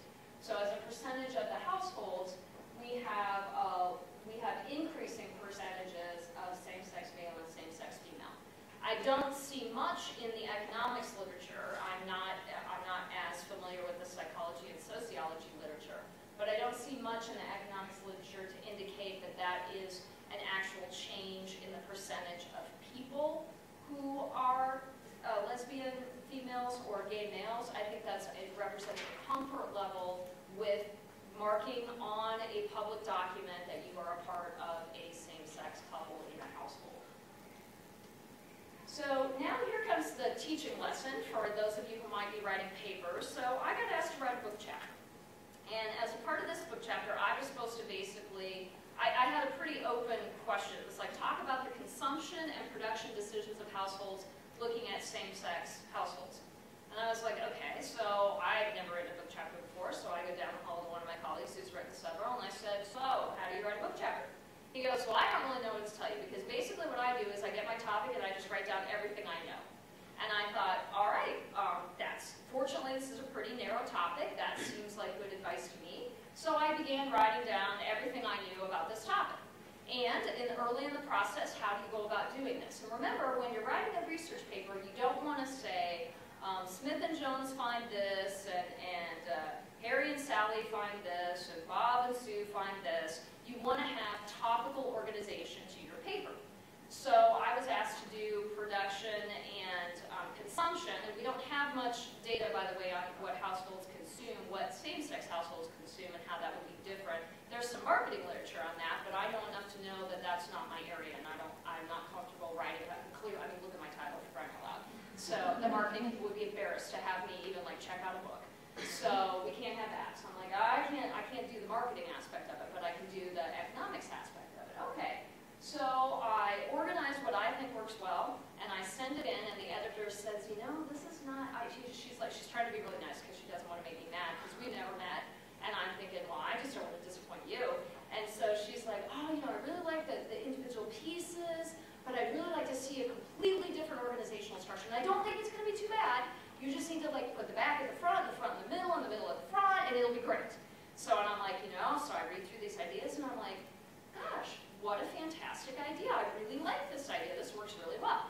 Which, moral of this story is too, you guys don't have editors per se, but you do have other students, and you have faculty. And if the opportunity presents itself to get feedback on your writing, it will make your writing better if you get good feedback. Don't go to the person down at the end of the hall who sleeps through all their classes. That person's probably not going to give you really good feedback. But if you pick the right people, you can get some good feedback. So I'm in this quandary of how am I going to organize this. My editor comes along and gives me some good information about how I could set this up. But I keep telling her, I'm like, we have a problem. And the problem is that I do not have information on how to identify same-sex households as consumers who are different than opposite-sex households as consumers. So what's the best I can do? And I'm also, I should say, I'm also constrained by this problem, which is what I'd like to be able to do is I would like to be able to talk about, you know, is education an input into the household? So back to Dr. Becker's theories about going to the grocery store and identifying the best items to purchase. Do you look at education as a positive signal of someone's attractiveness in the marriage market? Often, okay? So, or maybe you just want someone to be similarly educated to yourself. Maybe you don't want to be intimidated by someone who has a much more education, and you feel like you won't have as much in common with someone who has a lot less education. Okay, but what I would need to know whether you brought that into the household or whether your household got together, my household got together and produced a whole lot more education. Both my husband and I got a lot of our degrees after we got married than we had when we met. In fact, neither one of us had a college degree when we met. So because I can't disentangle this, I'm going to give you what the editor and I decided on was the best way that we could set this up, acknowledging, and there's several paragraphs in this book chapter that acknowledge that it's a little bit blurry. So I'm going to start with a discussion of the inputs into the household production function. So how do couples form households? Intra-household bargaining, cool stuff. This is a little bit of an area that's going to get, I think, more developed. Human capital acquisition, talking about this idea of acquiring more education. And then labor markets, which is the area that I know the most about. And then we'll finish up with a discussion of outputs from a household production. Children are often a common output, housing, and then overall health and well-being. Although you can argue that some of those are consumption as well. So what do I have to say about couple formation? In the classic economic terminology, singles form couples. The utility of being in family exceeds the utility of being single. This is a great line to use tomorrow on Valentine's Day, right? Probably not so much, unless you can. But if you can find another economist who would respond, there is, in fact, if you Google like romance for economists, there's one of these really funny satires that has like graphs of love and, you know, like my happiness and your happiness, and it's an increasing function, and there's a lot of good nerd econ humor that goes along with this. A couple of my students have actually sent it to me over the years, and I'm like, yes, I'm aware of it, it's pretty cute. So yeah, maybe that's not the line that you want to use, but that's how we talk about it, crazy people that we are.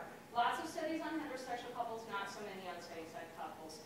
Interesting for future research is now we're going to have a lot more data available with gay marriage because we have a lot more marriage options. So I am using data from a table from Badge and Kerman, so I want to make sure I credit them. Here are the different states, and I put them in chronological order of adoption. You can see, I'm very excited, look at how close we are to the top, to being the first to do this. So that's way cool, in my opinion. Here are the states that as of this fall, that's when I finished this book chapter, this fall, here are the states that had laws on the books for legalizing same-sex marriage. Here are states that have some sort of registered domestic partnership or civil union option. So there are actually quite a few states that offer that. And then with fewer rights, there are some what we would call limited domestic partnerships and some states that have those as well. So you might be interested in knowing some factors about how do couples and household formations compare across same-sex and opposite-sex couples. Carpenter and Gates find that a lower percentage of men, there are a lower percentage of gay men in partnerships than heterosexual men. Couples who've been together longer are more likely to register for registered domestic partnerships, and women are more likely to register for registered domestic partnerships than men. That read better when I said RDPs, by the way. And I've got my brother, actually it's also people, you can imagine people have a lot of questions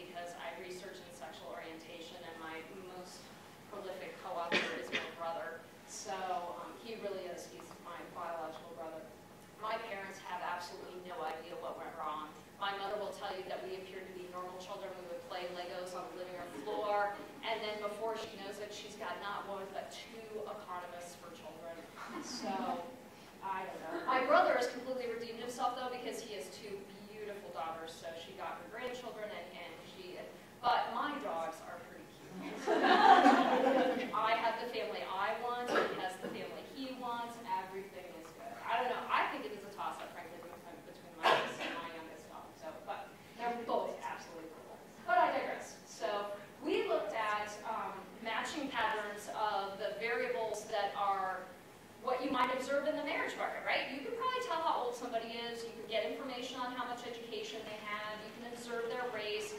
And we found that married couples are the most alike with respect to these traits. So maybe there is a preference, an underlying preference for people who end up getting married to have a partner who is in many ways similar to themselves.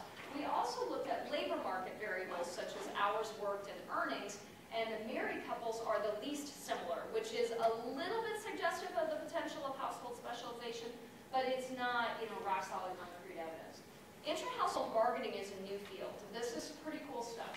Shoshana Grossbard-Checkman, who's now Shoshana Grossbard, is actually a thesis student of Barry Becker's, as is, I believe, Sonia Orefisi. So it's not a surprise that two U of Chicago PhD students who work with Gary Becker are on the forefront of looking at these household bargaining models to see if they would explain, is there any difference between how same-sex couples bargain versus opposite-sex couples. So Shoshana Grossbard-Checkman has a pretty interesting theory where she talks about, okay, the way that you could model bargaining is we're going to offer a trade.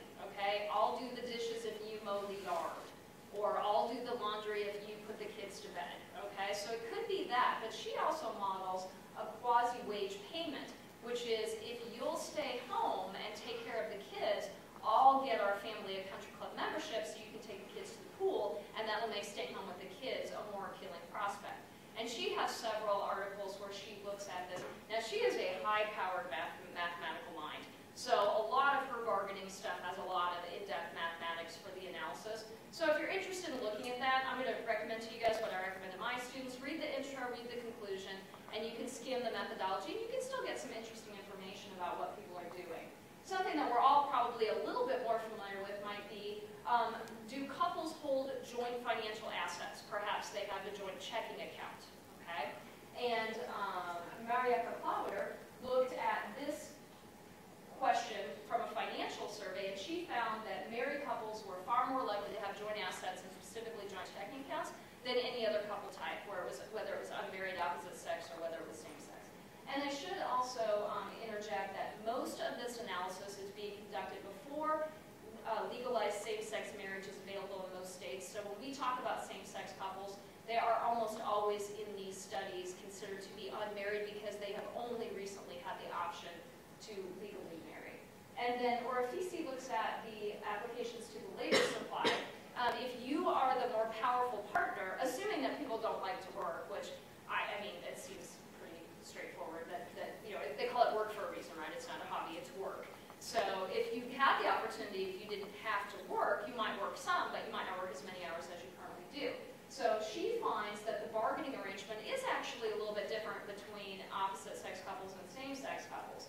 So in the married couples, it's the older, richer partner who seems to have more bargaining power, and in the same-sex couples, it appears to be the younger, richer partner who has more bargaining power. Looking at human capital acquisition, there's a ton of stuff you can read on this. All of this stuff is usually coming out of the census data sets, and you're typically going to find that gay males and lesbians have higher average years of schooling than anyone who's in a heterosexual partnership, and that would be females and males in unmarried partnerships, and then wives and husbands in married partnerships. Most of the studies are on earnings because it's pretty easy to get data on wages from these data sets. So the theory is pretty clear about predicting that married men and then maybe cohabiting men are going to earn more than gay men, and certainly married men are going to earn more than gay or cohabiting men. There's a very large literature on something called the MMP, the male marriage premium, and there are several reasons for this. It can be that being married, this is not an insult to any of the married men in the room, being married could be a signal to your potential employer that you have settled down, that you are now going to be a stable and reliable worker, okay? It can be a selection issue. It can be that the characteristics that make you appealing to someone to be married, in this case a woman because the data sets haven't quite caught up yet with the legalized same-sex marriage, those same characteristics that make you an attractive marriage partner make you a good worker. And then there's the productivity argument. My grandparents actually fell into this category. My grandmother was a corporate wife. She basically ran the house, was a stay-at-home mom, raised my mom, and my grandfather was a business executive.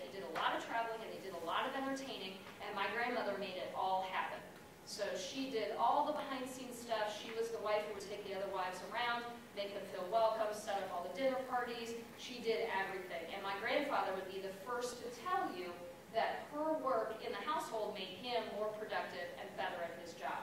So that would be the productivity argument.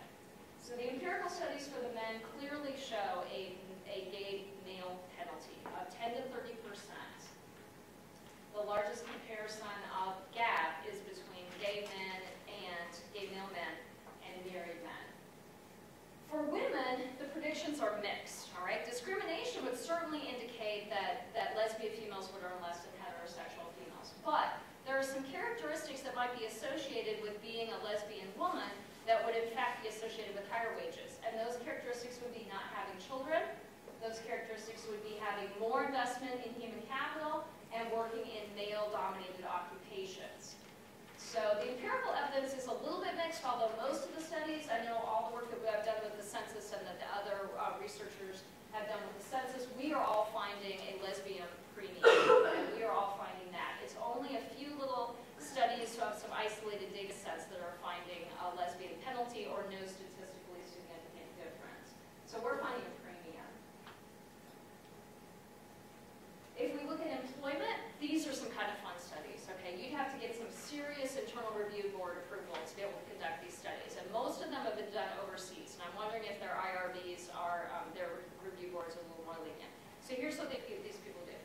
They type up fake resumes, all right? And they make them identical. I mean, identical is a tricky word, right? Because you're doing two resumes and they can't have worked at exactly the same jobs, or the people who are conducting the interviews are going to be suspicious. But the only identifying feature that they put on them is when they talk about like sort of your community involvement. On the gay and the lesbian resumes, they put participation in a gay rights organization, okay? And so you have your comparable, instead of identical, I should say comparable. They create these comparable fake resumes and they send them out, and they all dial back to these different set of numbers. These are somewhat expensive, I think, to conduct because you have to get all these different phone numbers and all these things. You set this all up, and then you track how many of your resumes got interviews. And they show a distinct penalty to getting a job interview. And then they do the same thing with respect to rental, which we're going to see in a later slide when we talk about housing. So another potential difference is that gay men appear to supply less labor. Well, now wait a minute, folks. If they supply less labor, wouldn't that be one of those factors that would be associated with lower wages? So this is an important characteristic to control for if you're going to raise concern about the gay male wage penalty. Let's talk about kids. Having children is going to increase the likelihood of labor market specialization, having one person at home or one person devoting more time to the home and one person devoting more time to market work. Married couples are by far the most likely to have children. Now, lesbians and cohabiting couples have about the same percentage of children, okay? The same, I should say that more carefully, the same percentage of those types of households will have children. They may not have the same number of children, but they'll have the presence of children. Interestingly, this Gates article is really interesting. He looks at where, I don't want to say where did these children come from, because hopefully you all passed your health classes and you know all about that. But how do you end up with kids in a same-sex household, right? And the answer is not what people think. I think a lot of people think that this was it Melissa Etheridge who had the child with David Crosby, but not in that way and all that. So I'll just stop that part of it. See, I almost made it a really interesting talk to compare with the other ones, but I can't do it because the economist and he just has to have data. So what he found when he looked at the parentage of the children in these households is the vast majority, not all, but the vast majority of children in same-sex female households are children who were conceived with a heterosexual partner from a previous relationship. So that's kind of an interesting wrinkle to the concept of household specialization, right? Because that decision was made in a heterosexual relationship, and then now that child is in a same-sex household. Home ownership is another area where you might expect to observe some evidence of discrimination, and we do observe some differences in the propensity to own a home, and we've seen this reluctance of landlords to rent to same-sex couples. This is, again, one of those fake application studies that has been done, and this was done in one of the, I think it was done in Sweden, so it was done in a European country. And there's a very clever, again, now some economists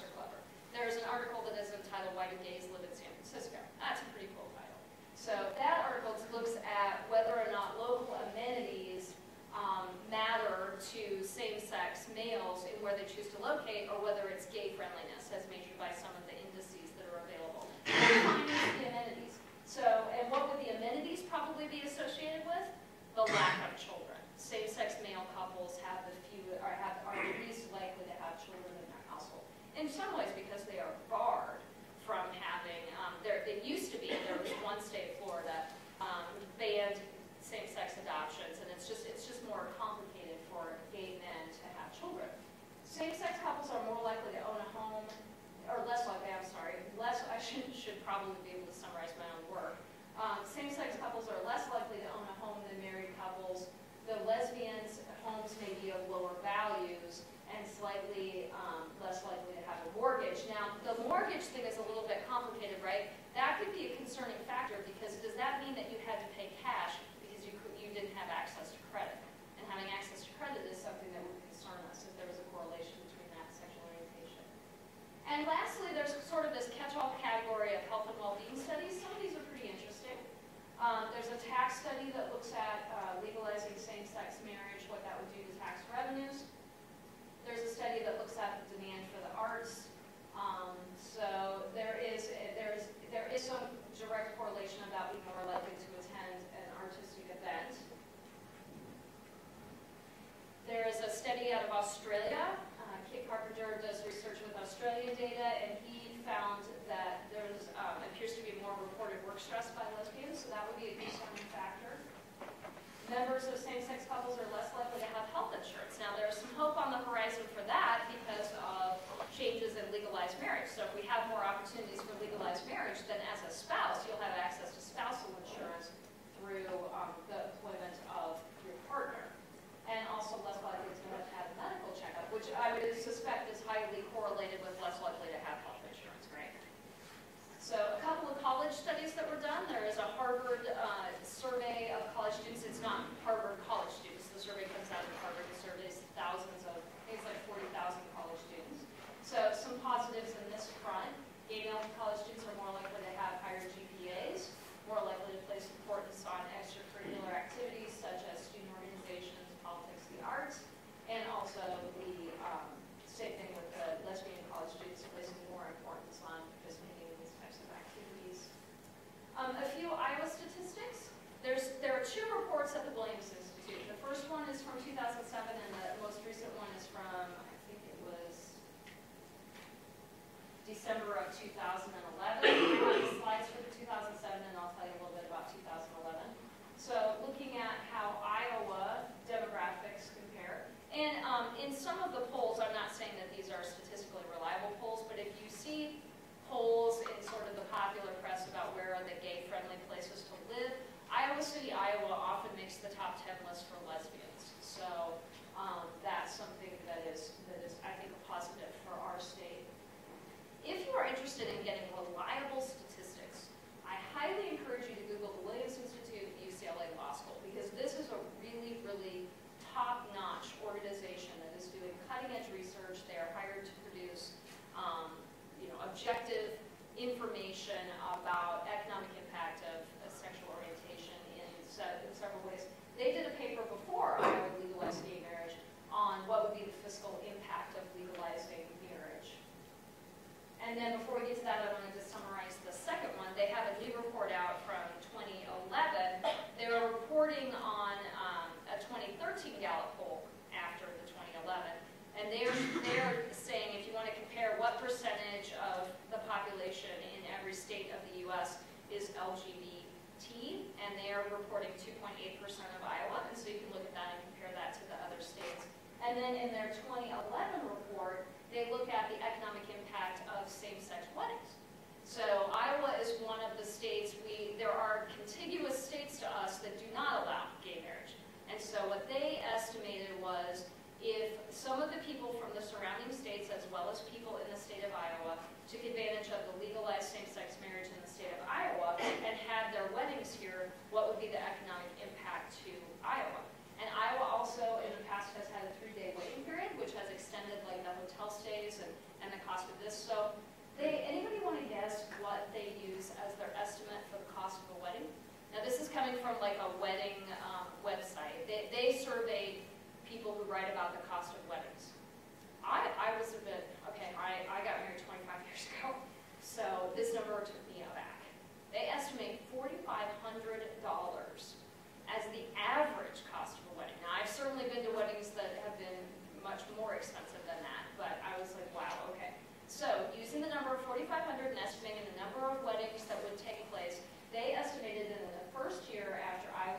legalize same-sex marriage, that the state could reap an economic benefit of something in the neighborhood of $12 million. So I thought that I would be interested to see if they go back and try to get actual estimates.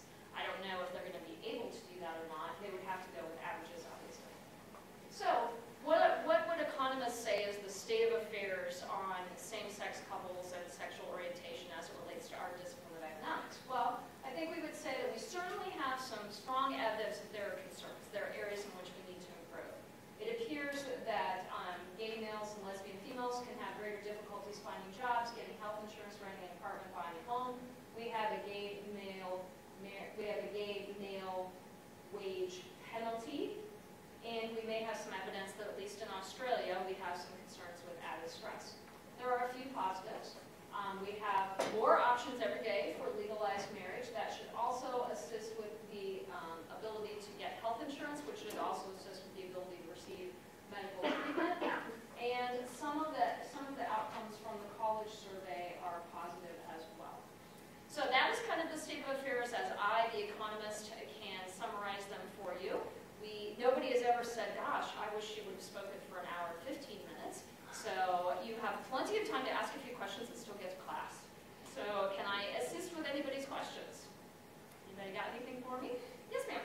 Yeah, when you were telling about the lesbians making more, yes, were you comparing with other females who already were less than the average yes, compared to men? Yes. So it didn't mean necessarily that the lesbians made more than the males. Than the males, correct. So yes, that's a really good question. So the way that I conducted my wage study was to take the census data for women who report that they are a part of a household with a partner, and that partner either needs to be their spouse, so their husband, their unmarried partner, a male, or their unmarried partner, a female. So I have three groups of people. I have women living with women, women living with men to whom they are not legally married, and women who are living with men to whom they are legally married. The reason that most labor economists separate women in the data set from men is for all the reasons that could complicate the analysis for men earning far more on average than women. So just amongst the women. And then also, though, the biggest factor, one of my biggest contributions to the literature is I have several papers where I make a really big deal about how you have to control for children. Because if lesbians are less likely to have children or have fewer children, then that could explain a difference in earnings right there that would have nothing to do with sexual orientation. But I find that even after controlling for the presence of children, years of education, type of occupation, hours, kind of your sort of labor market attachment, race, a variety of other factors, where you live, urban versus rural, do you have a disability, your health, trying to control for all the things that I can in the census now. I can't measure plays well with others, which is actually a factor that really affects your wages. I can't measure shows up to work on time. I can't measure not willing to travel for my job, which is actually a factor that can be complicated for people with children that does lower your wages. So a lot I can't control for, but I do have a women-to-women comparison. And I still find a pretty robust premium. Using my data, my numbers are about 14 to 15% higher wages. Now, there are a couple of arguments for that. I can't control for occupation to the really specific level. So it could be that lesbians are attracted to occupations that happen to be higher paying occupations. It's also, I think, there's starting to be some mounting evidence that lesbians are investing more in their own education. Now, this makes complete sense from an economic perspective if you are aware of your sexual orientation in the years in which you make an investment in your human capital. So if you are aware in your high school years that you think you don't see yourself as being partnered with a man, now that could be that you don't see yourself being partnered with anyone, or it could be that you do see yourself being partnered with a woman. If you've read any newspaper article, you know that if your partner is going to be a woman, your family's average household income is going to be likely to be less. Not for everyone, but the average income is less because your partner's earnings are female earnings, and the average female earnings are less than male earnings. So if you know this, what do? You may say, I'm going to probably need to take care of myself. And so I'm going to make this really strong investment in my own education, in my own sort of household, And that is that could be explaining this premium. Now, I do control for years of education, but there may be, that is not a perfect measure, right? Because someone who has 16 years of education may or may not have that could be an engineering degree, or that could be an elementary education degree. I would argue that both are incredibly valuable to society, but we all know they don't pay the same. So and then did they go to work in an area that their degree was in, or did they switch careers, which might have caused them to suffer a little bit of wage-wise? So that's probably a very long answer to your question. So it's women to women in comparisons. Yeah. Yes, sir. Similar question on the gay male wage penalty. Yes. Does that control for the types of jobs that they're in as well? And also, are there any numbers on exactly how large that penalty is? Yes, it's about, the penalty is about,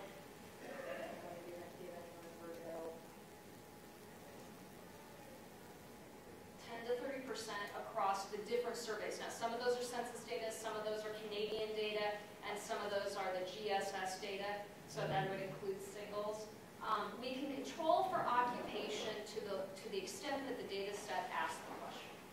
So we might be able to find out engineers, but we can't tell if you're a civil engineer or a mechanical engineer. We can tell if you're in the service occupation or if you're in a management position. So we would tend to think that a management position would pay more than a service position. So we can control for management versus service, but obviously there's a huge spread within service and there's a huge spread within management. So the answer to your question is we can do it a little bit, but our surveys would be better if we could do it more precisely. Were there any correlations with things that might explain why the wages tend to be lower? The part that's the most troubling is, remember, the average education of gay males is high. So that's one of the things that's really troubling, is we tend to think that but the thing that probably has the greatest explanatory power is the lower hours worked.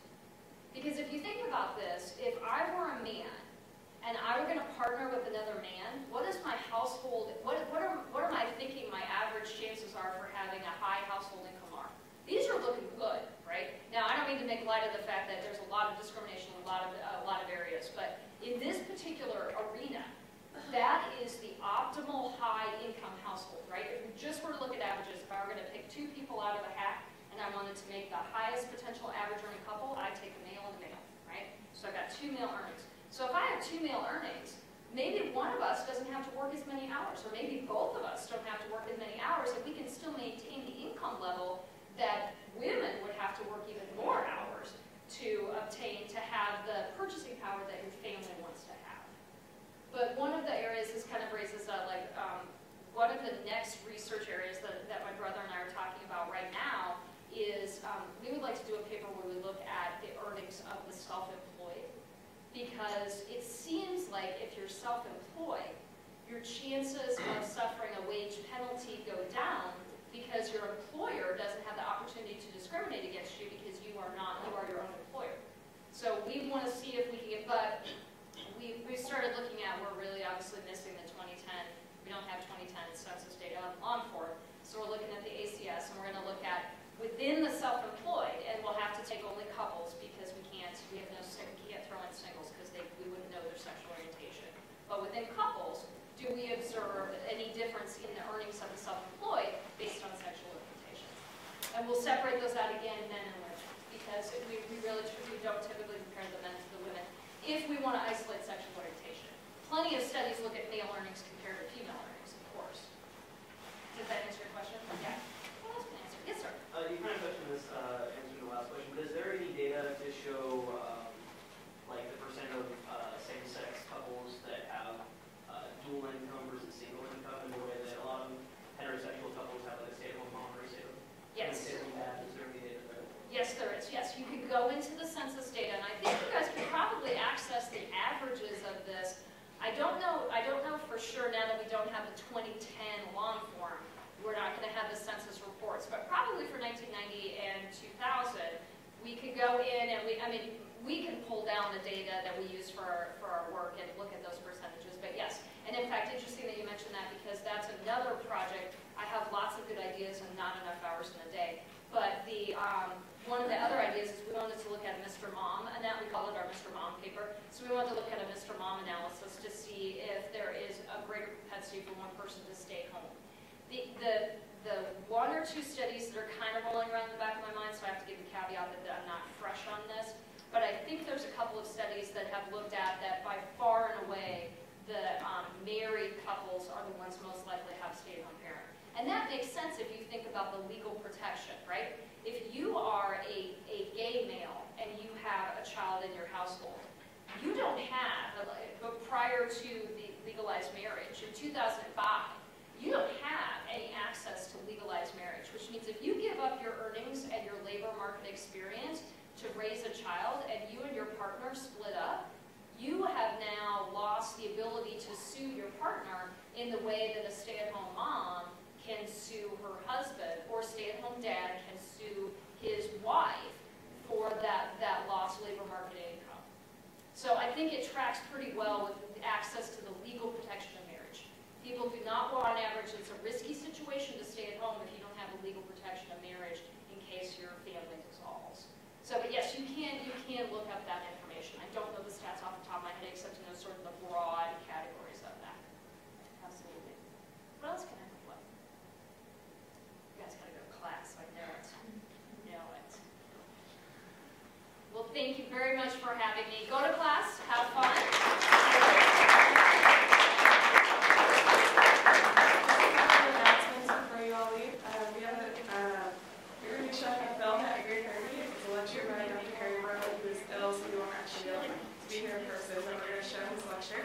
And have a discussion.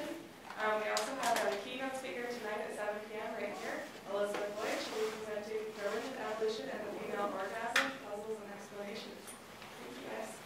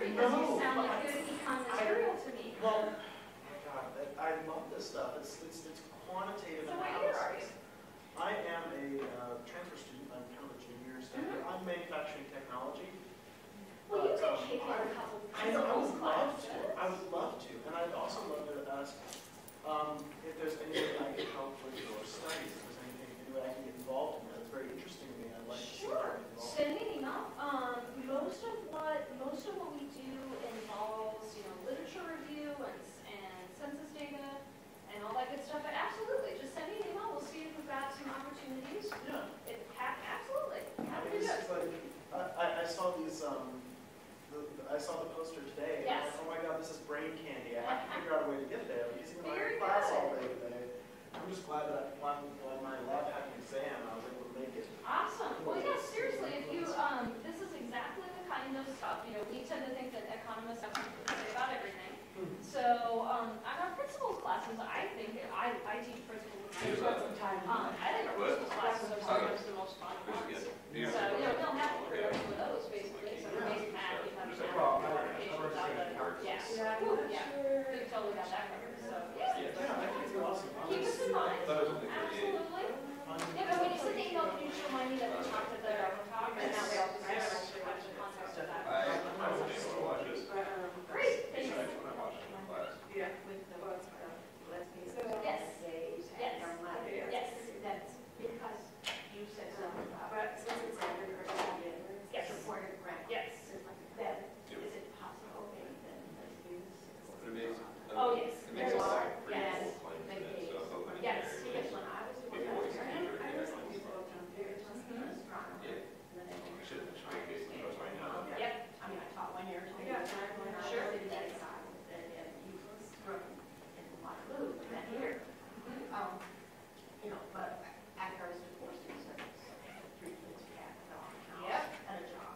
Yep. And 6 hours at the university, because the job that was in Flagstaff, like to go to school, I like to go to school. Excellent. Right? At least that's a good thing. Don't pretend that it's a good example for the kids. Just, it was free, if I got a bonus or money, I would not spend it, I would spend it on family. Sure. Oh, yeah. Even as Yes. long as everybody stays well. Yes. Exactly. Yeah. I don't want to make it in a circle, but What I did. Exactly. yeah. And that kind of loves us. Yep. Yep. And Yes. then all the way through. There are, I wanted to keep the talk. Oh, no, and I did not, Yeah, that's exactly. right. There's a smaller line, and I've got one paper in this area, but there's a smaller line of research that's trying to Otherwise, look at you don't have a whole lot to do. precisely So hours if you'd like to introduce it. and the problem is it's extremely difficult to get reliable data on how many hours you spend. So I have just this whole thing that talks about doing the dishes, and then to try to get representation by sexualization. In that is regarding your Well, no, and I didn't think. but there actually is market surveys from the yeah, and then also say that he's and there is he told me research professor to sociology indicate that lesbians I are figured more maybe calories do a are full quite bio natural, because he's not here. and they are more And then they this is just value lectures. more of a division of Right, household. that's what I thought. So if you think that it takes 40 hours of household work to do the laundry and the and all that, if there's 2 women in the household, it's far more likely to be equitable than if there's a man or a woman or 2 men. Well, okay, so But there it's, may be but something. yes, I think there is And then something the to other it. thing is, I relate this in my head to things I have read about the Mormons with the wives. In the families Yes. where the wives don't mind, if they're Right. they get somebody else to help. Exactly. We We have a communal household. Some of it, but after 9/11, Unitarian Universal Society invited. Yes. Yes. He's been doing that with everyone. Did you see what he did with them himself? He was like, no, he is safe. Oh my God. You have to go. Well, it serves and you're going to pray on it. Or you want something. Interesting. I mean, but the communication, the camaraderie that Was with the women. Well, that, so I think, but I wonder if it's, we're not talking about it's a big tool or because society encourages kindergarten girls to get That's a good question. Probably. We can say we could do that. We can. Right. Yes, I I said agree. maybe. I agree. And the small amount of research that's out there It's a really definitely big backs that up. divide. either both. Yes. Either No, but yes, Yeah, I would say there's some whether it's kids or not kids, there is something to suggest that women who enter into partnerships with other women have a predisposition to want to involve arrangement. Well, Yeah. so maybe All better it's off just just to work on the Yeah, except who's gonna earn the money. Yeah, let's say we can still do that. Yes. Yeah, all right. All right. Yeah. Thank you so much for your questions. It's so nice to have some. Thank you. I appreciate it. No, I don't know if it's already not enough to know when they were talks and stuff. Sometimes they got somebody out there for you to ask this question. Yes. To get it here. Sure. Thanks. Fine. Yeah, we don't know. I don't know. And I'm used to it from being a teacher. I mean, I would have advised nobody asked any questions. They would have been like, okay, let's go to class. I totally understand that. But thank you for being in charge of questions. Well, I appreciate it. Thank you so much for that. It's already been recorded. You don't get paid extra for this. Okay.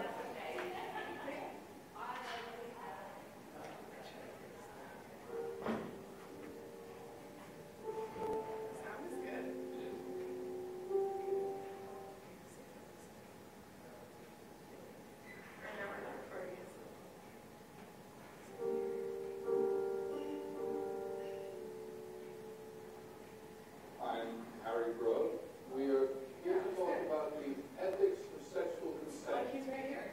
So, He's bigger. about the ethics of sexual consent, I would assume a sort of shared bottom line among us, a shared understanding that no means no, and yes means yes.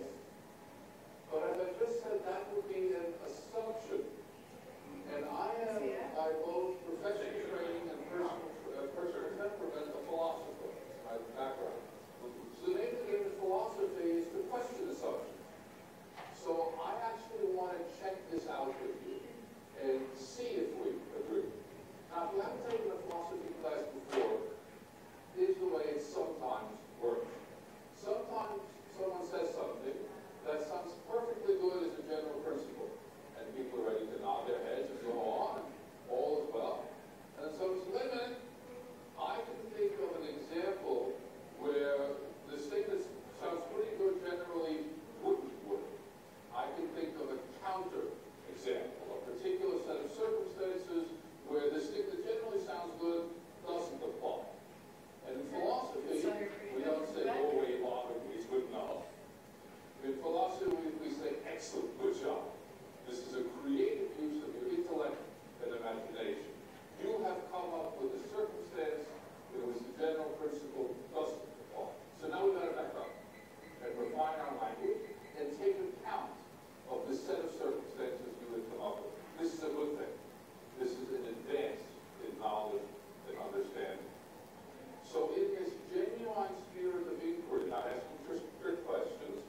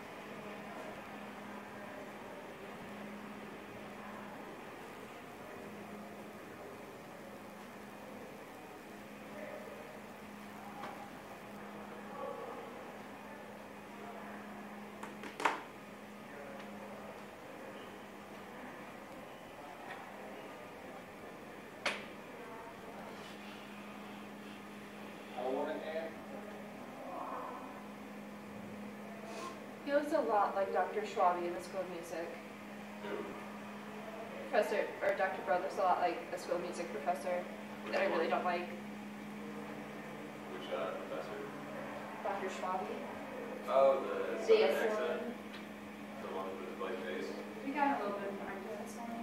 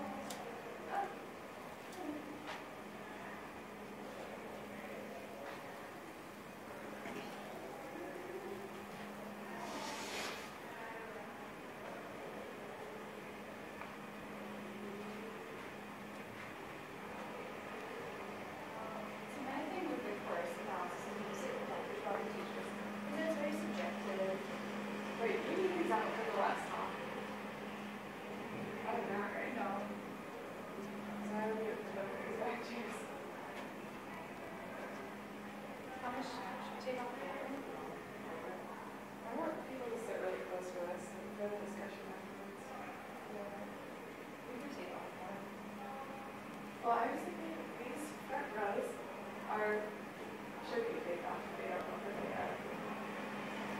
These rows off.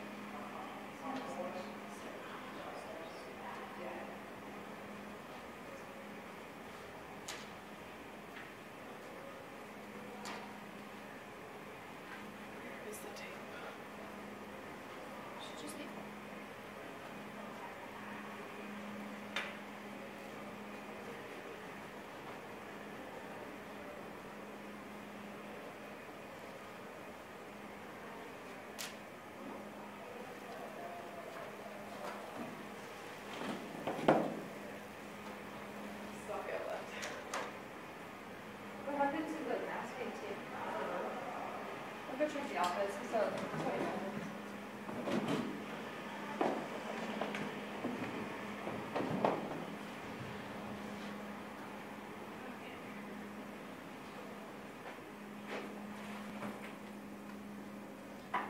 Hello.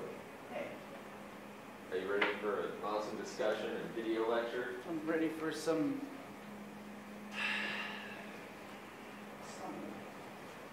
probably going to be discussion. Have you seen this lecture before? All right, we're taking it for a class. Well, why would I? he used to crowd. He used to. He's great. You should take his masculinity course. Students like Jane. You told me that before. I just don't know how much time. It's worth it. I'm not sure if it's more interesting to be with less than specific. Aren't you a man? I am. Then it should be very interesting to you.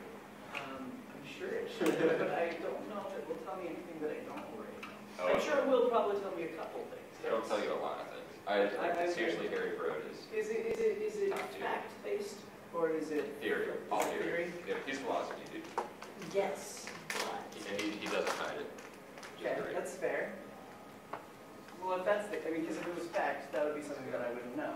With theory, Is this for us to look at, or? I don't know. I just printed off extra copies. No. So you can't. you know, I try to be unassuming. I'm not sure that I'm unassuming, and actually, I'm fairly certain that I am certain things. Well, you can't now. We got this. It's an assumption. Oh, You missed. Yeah, what are we talking about today? Atheism, agnosticism. I'm gonna put more stuff out on there. How Wittgenstein was actually very Christian. Of course he was. Wittgenstein. You missed it, what he did. Was it Christian mysticism? Sort of, in that it was more like the closest approximate of Christian approximate of Hinduism, in that you don't actively go against it. You just accept what's given, and you're not trying to make any claims or prove that you're right. It's about being in It's just the world, not against like in that he believed in. I would call him an agnostic theist, in that he believes that there is a God, but he thinks it's absolutely ridiculous trying to prove that that's the case. Yeah, so kind of like Montaigne. I don't. Oh yeah, you didn't take Renaissance. Not yet. Dude, you're gonna really like that class. Are you sure I'm gonna like that class? I've had a very long string of literature classes. Exactly. And is it okay? Is it writing intensive? I'm tired of writing intensive courses. It's his easiest course. Okay. Logic there. His easiest upper level course. Oh, it's not remote. Yeah. So, I didn't realize Yep. Yeah, I just, nothing against his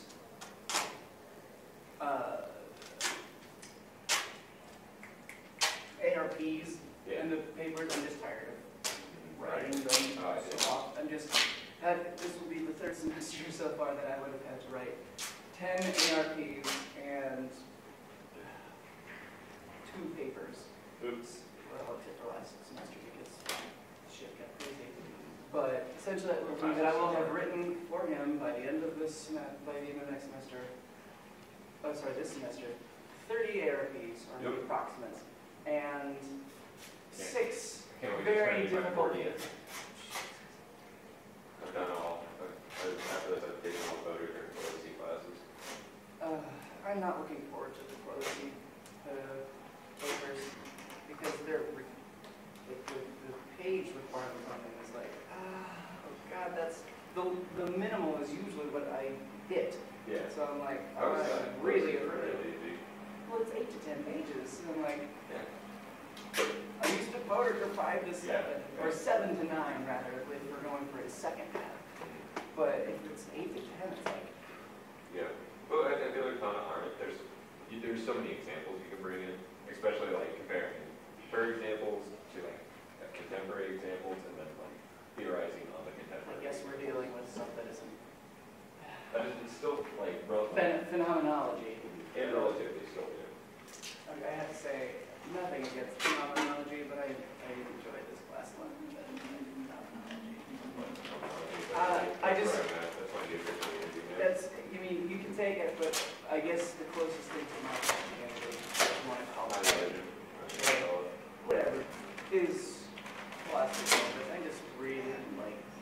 I like taking stuff. I don't like going for stuff. I like both. I like how he's so Heideggerian. He's oh yeah. He's very concise. I don't know, but I think he is for this.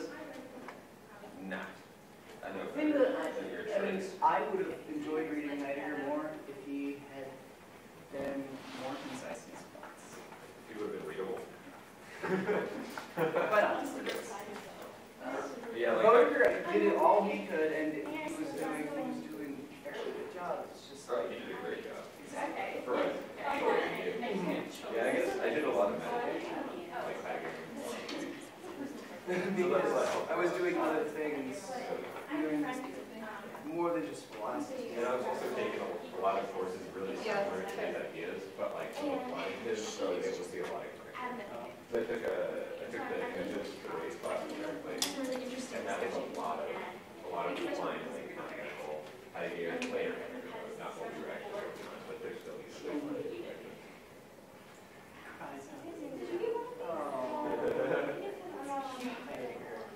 Poetic Heidegger. I like my poets, I like my philosophers, not all my philosophers do poets. Nietzsche's an exception in that he's not a poet, he's a fiction writer. It's just angry. It's just really angry these times. What sounds like? Yeah, he's like a rant, like George Carlin or something. Oh, George Carlin. I really liked George Carlin. Oh yeah. And then I like what thing he does now. About half the last four. I mean, it's really upsetting. But then, like, I went back and I'm like, a little great to solve because he's like usually like telling jokes. So for the sake of jokes, he makes battles. That's fine. But like, other things I'm like, assumptions. But okay. I mean, it's fine because jokes. Yeah, but you could say the same thing. Like he prefer to wait to a hyperbolic extent. Yes. We have a live stream and it'll also be on our YouTube channel once we split off them up. The UNI YouTube channel. It's UNI Free Thought. Okay. And is there anywhere that I That's the thing that's ever been said. Do you have that written down anywhere? Even Ben has. It's not, but we'll make it one for you on. I can just imagine it doing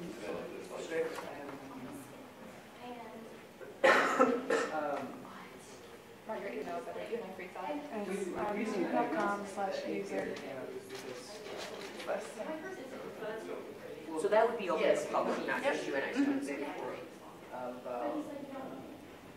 Actually, maybe once you should write it. My handwriting's really bad here. Sonson. Can you spell my fingers? Oh, yeah. Okay. You got the music. Why am I having Pepper? Yeah. Is trying to make an argument that is claiming atheism, like not religion, and I'm like, yeah, I disagree entirely. Because what he's defining he's defining religion to be something that you have beliefs. So you're having faith, which is what, like, which what they're talking about. Like, but I'm like, religion and the things values. that agnosticism, I think that's only, and Kate Bush's case will also go on it. No, it's taped. Oh, okay. So it's only Monday night though. you don't know, it's agnosticism. They're all up already. Without knowledge, you do not claim to know that this is the case. The keynotes are so good. Like, you claim that you don't know this is the case, and that's not a belief. Right. I think the biggest it's problem sort of a is, belief. How do we well, yeah, stop but the for me, light? the real problem is it goes back to Nietzsche, where people are confusing value systems with religion. The thing where everyone has a value system, it doesn't matter who you are, you have a system of values, period. That's fine. But people think that religion, they confuse that for value systems. And I think, not saying that religion isn't a value system, but the other things that are also, I think people need to They have a value system, but they are not religion. Exactly. He was defining what a religion is. Sufficient, necessary. Once again, Wittgenstein defined terms. Also, Exactly. to pick me up. Well, Leibniz, Wittgenstein, but the point is defining your terms. That's, I mean, most of the problem. Which is actually what I think is an easy mysticism. Yeah, which is that's what deals exactly with that. You're saying like, holy shit, Wittgenstein. It's like at least if you well defined sense, it will be fine. So I'm like, Exactly. And I have spent I over believe $2 Wittgenstein at both of the dinners. agnostic. I did get like almost half dinners out last night. Yeah, I consider myself agnostic. I haven't really thought of it. First of all, maybe I had it a couple I can use times. those extra dollars by myself. Having been reading it, Hey, good. How are you? Tonight? I'm just at big practice. Why? What are you doing here on 5 today, Neil? The women's gender studies. Oh, yeah. Sorry. Hey.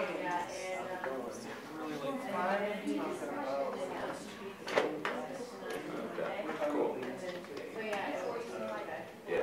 I see. I woke up at like 11 today, and I was like, oh man, I missed my class. Yeah. Oh, good. Kind of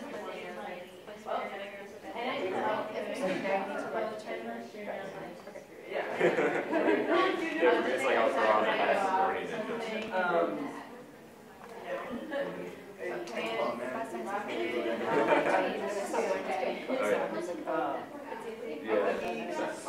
This is Harry Brogan's sick today, so they're going to be hosting a filming, a viewing of one of his video lectures, and then I'm going to host a discussion on it. Yep.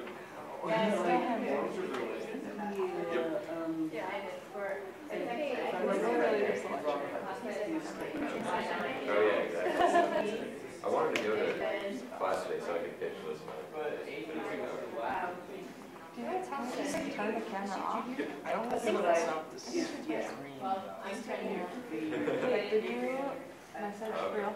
I texted Steph saying like, should we risk it? How do we turn it off? I think I probably should show us, but we need to figure out how to make it. We're like agnostic. Do you want to message? I'm doing it now. It's confusing, and I think I need to show him. Hey, Michael, come here. yes, it says yes. What am I signing? Oh, you 100%? Yeah. In chat? Yeah. Awesome. I also have a question. Yes. Are you going to just introduce it and close it out in class? Or do you want me to do that? Do you want me to introduce it or? It's up to you guys. You guys I mean, if you want Kate to introduce you, Yeah, if you do that, then I can talk about it. And this is what you're doing. These are just the discussion questions. Yeah. And I'll also close it out. Okay. You guys are not turning this off? yeah. Well, we think we probably shouldn't stream this. Yeah. Video. Bye. Yeah. I'll make a note.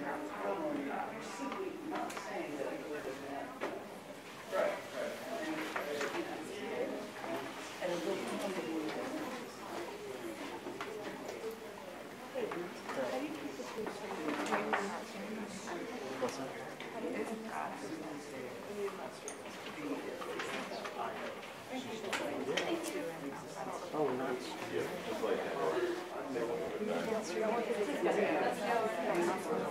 Okay. I don't know. I haven't done this. Okay, is there a way to like be asked? I'm sorry. Don't mind. Just Yeah, actually,